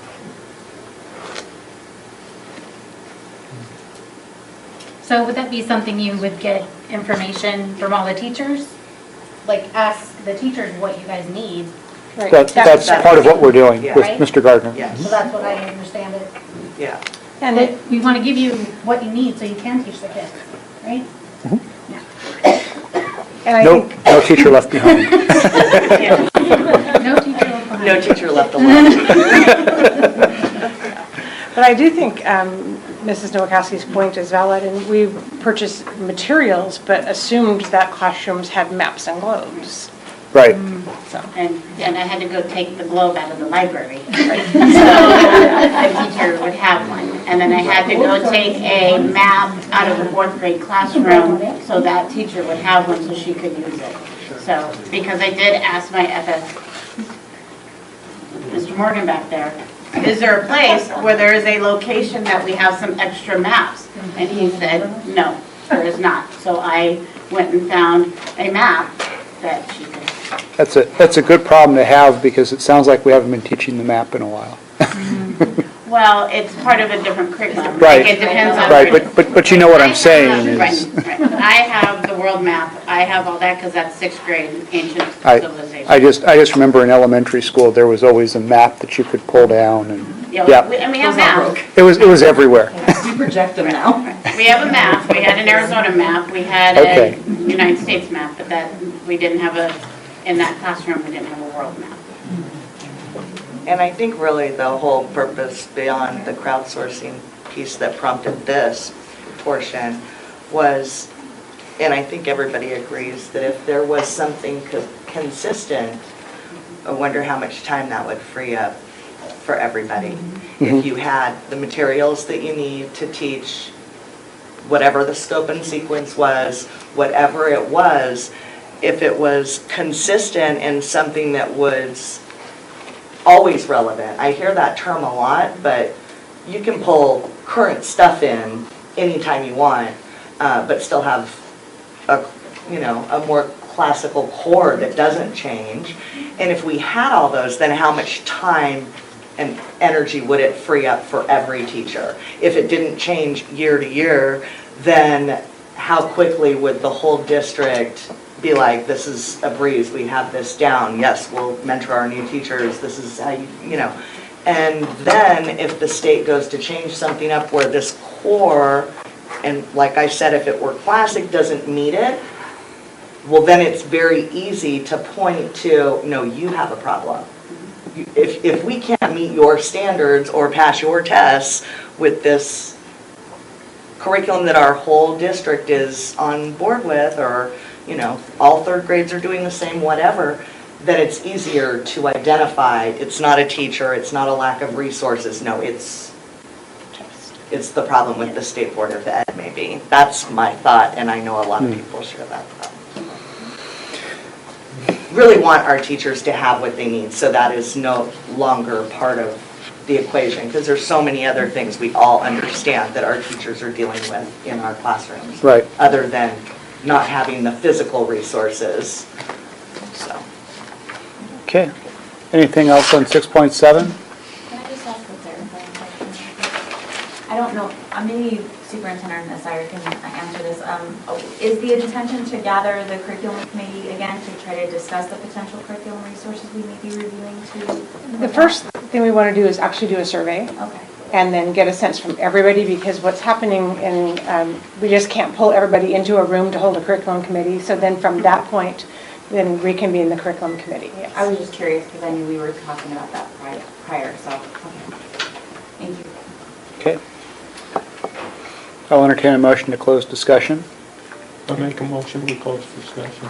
Second.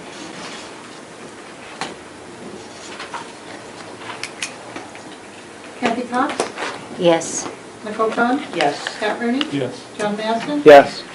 Item 6.8, approval of vouchers, student activity funds, and auxiliary funds. Mr. Murray. Mr. President, members of the board, it's recommended the board approve the vouchers for August of 2018, and now that the advice of encumbrance period is over for June of 2018, at the close of the last fiscal year. You'll note that the auxiliary funds and student activity funds are not available for July at this time. We'll bring those to the board and double up, hopefully with it at the next meeting. We did transition to our Vision software, but we also transitioned to a new InTouch receipting software, which now will communicate with our financial software, whereas the old system, the two systems did not communicate. So we're in the process of uploading all of the beginning balances into July, so that way you'll have these reports hopefully at the next board meeting. We're getting really close at this point. I'll entertain a motion on 6.8. I make a motion, we approve 6.8. Second. Discussion on 6.8. All I see is the accounting types in the room when we start talking about beginning balance entries going, So, if there's no discussion, Terry? Nicole Cohen? Yes. Kathy Cox? Yes. Pat Rooney? Yes. John Maston? Yes. Item 7 are informational reports. Superintendent Nasir? As always, I do like to highlight our gifts and donations. As you may have noticed when we reviewed that item, because it's on the consent agenda, for the last month we had a total of $55,000 in value donated to our district, which is huge. Primarily, and this is exciting for, of course, our high schools, our students' band uniforms. We saw them out in force. They looked beautiful. We also have several donations for school supplies from the Lake Havasu Realtors Association, and Mr. Christensen's here, who happens to represent them as well. And again, they're smaller things. They all add up to the huge, big things that we're able to do in our district. So appreciate all of those donations. We also do have some reports in the agenda this month, and I do want to highlight that one of the areas that we've been working on as a promise to our community with the override was looking at retention and recruitment. And so we do have the results of our exit surveys from last year, the combined information, and one of the areas that Mrs. Vestadagel is going to be working on this year is expanding and providing more complete information for those staff who do exit, but also working on a second area of why do people stay. And so that's another retention piece that we need to begin looking into, so I appreciate that she's going to be focusing on that. We have our special services report and our educational services. And then at the state board meeting this coming Monday, in addition to the recommendations that we're expecting for the standards, the state board will also be looking at identifying the cut scores for the A through F grading system. We do know that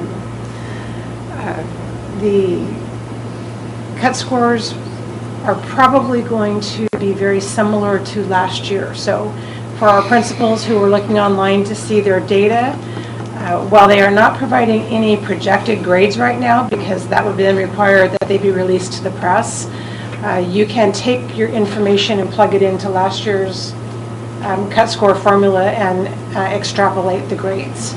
Once the grades are identified, they will be released, and so we'll see what they are. So we are expecting additional results from those as the community judges us on things that may or may not have any meaning.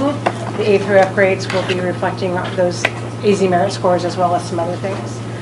And then as others have expressed, I do want to express condolences for our student, but I also want to thank all of our staff, and I particularly would like to thank the high school staff, Mr. Becker, Aggie, who was involved last evening. There were a lot of people that were doing things late into the night last night to make sure that our students had resources available today and that our staff were informed and so forth. So as a district, it's horrible that we have to know how to do these things, but we really do I think it's important for us to come together as a community and help our students to understand the losses that we experience. So, that was me. Okay. Item 8 is our second call to the public. None. Okay. I have a question on the update. Yes. Is it possible that we can see a crane example? Yes. Okay. In the future. I think there were a lot of presentations on the agenda tonight, and yeah. so I would be, we could probably do that next meeting. Right? Just trying to visualize what Yes. it looks like. I've heard a lot of talk. Okay. And one last thing. The survey, is it going to be broken down between certified and classified? And I only asked that because the very first one, what did you like best about the job, was staff and coworkers, and number 2.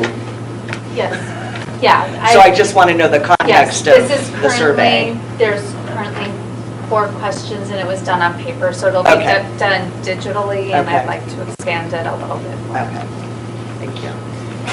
Okay. Am I safe? No, one more, sorry. Under, for Aggie, maybe Aggie can answer. For the first things first, and I was going to ask questions, but I see Bichette is gone, so maybe I'll just email. But do you know how many of our preschool grants are granted to employees of the district? I do not know that because I don't review those applications personally. It is based on, first things first, it's a financial application based on qualifications, meeting that criteria and the free and reduced. And the employees do have a priority when it comes to the tuition slots when you sign up for being a district employee in accordance to our policy. The first things first is a first come, first served, being on a waiting list. So let me reword that. How many spots do we have available in Little Knights preschool, and then how many are filled by staff? There's 36 Little Knights slots. 36 I don't know how many are filled by slots. staff. Okay. Okay. Thank you. I can get that from Marie as to the current students who are staff members. Thank you. Okay, item 9, communication. Okay. Any board suggestions for future agenda items? I do have a note to do a presentation on the crane platform. Okay. Any others? Do we have any press or media here? Any clarifying questions from press or media? Nope. Okay. Our next regular meeting will be Tuesday, October 23rd, 2018, 6 o'clock here. And with that, I'll entertain a motion to adjourn. Make a motion, we adjourn. Second. Pat Rooney. Yes. Kathy Cox. Yes. Nicole Cohen. Yes. John Masden. Yes, we are adjourned.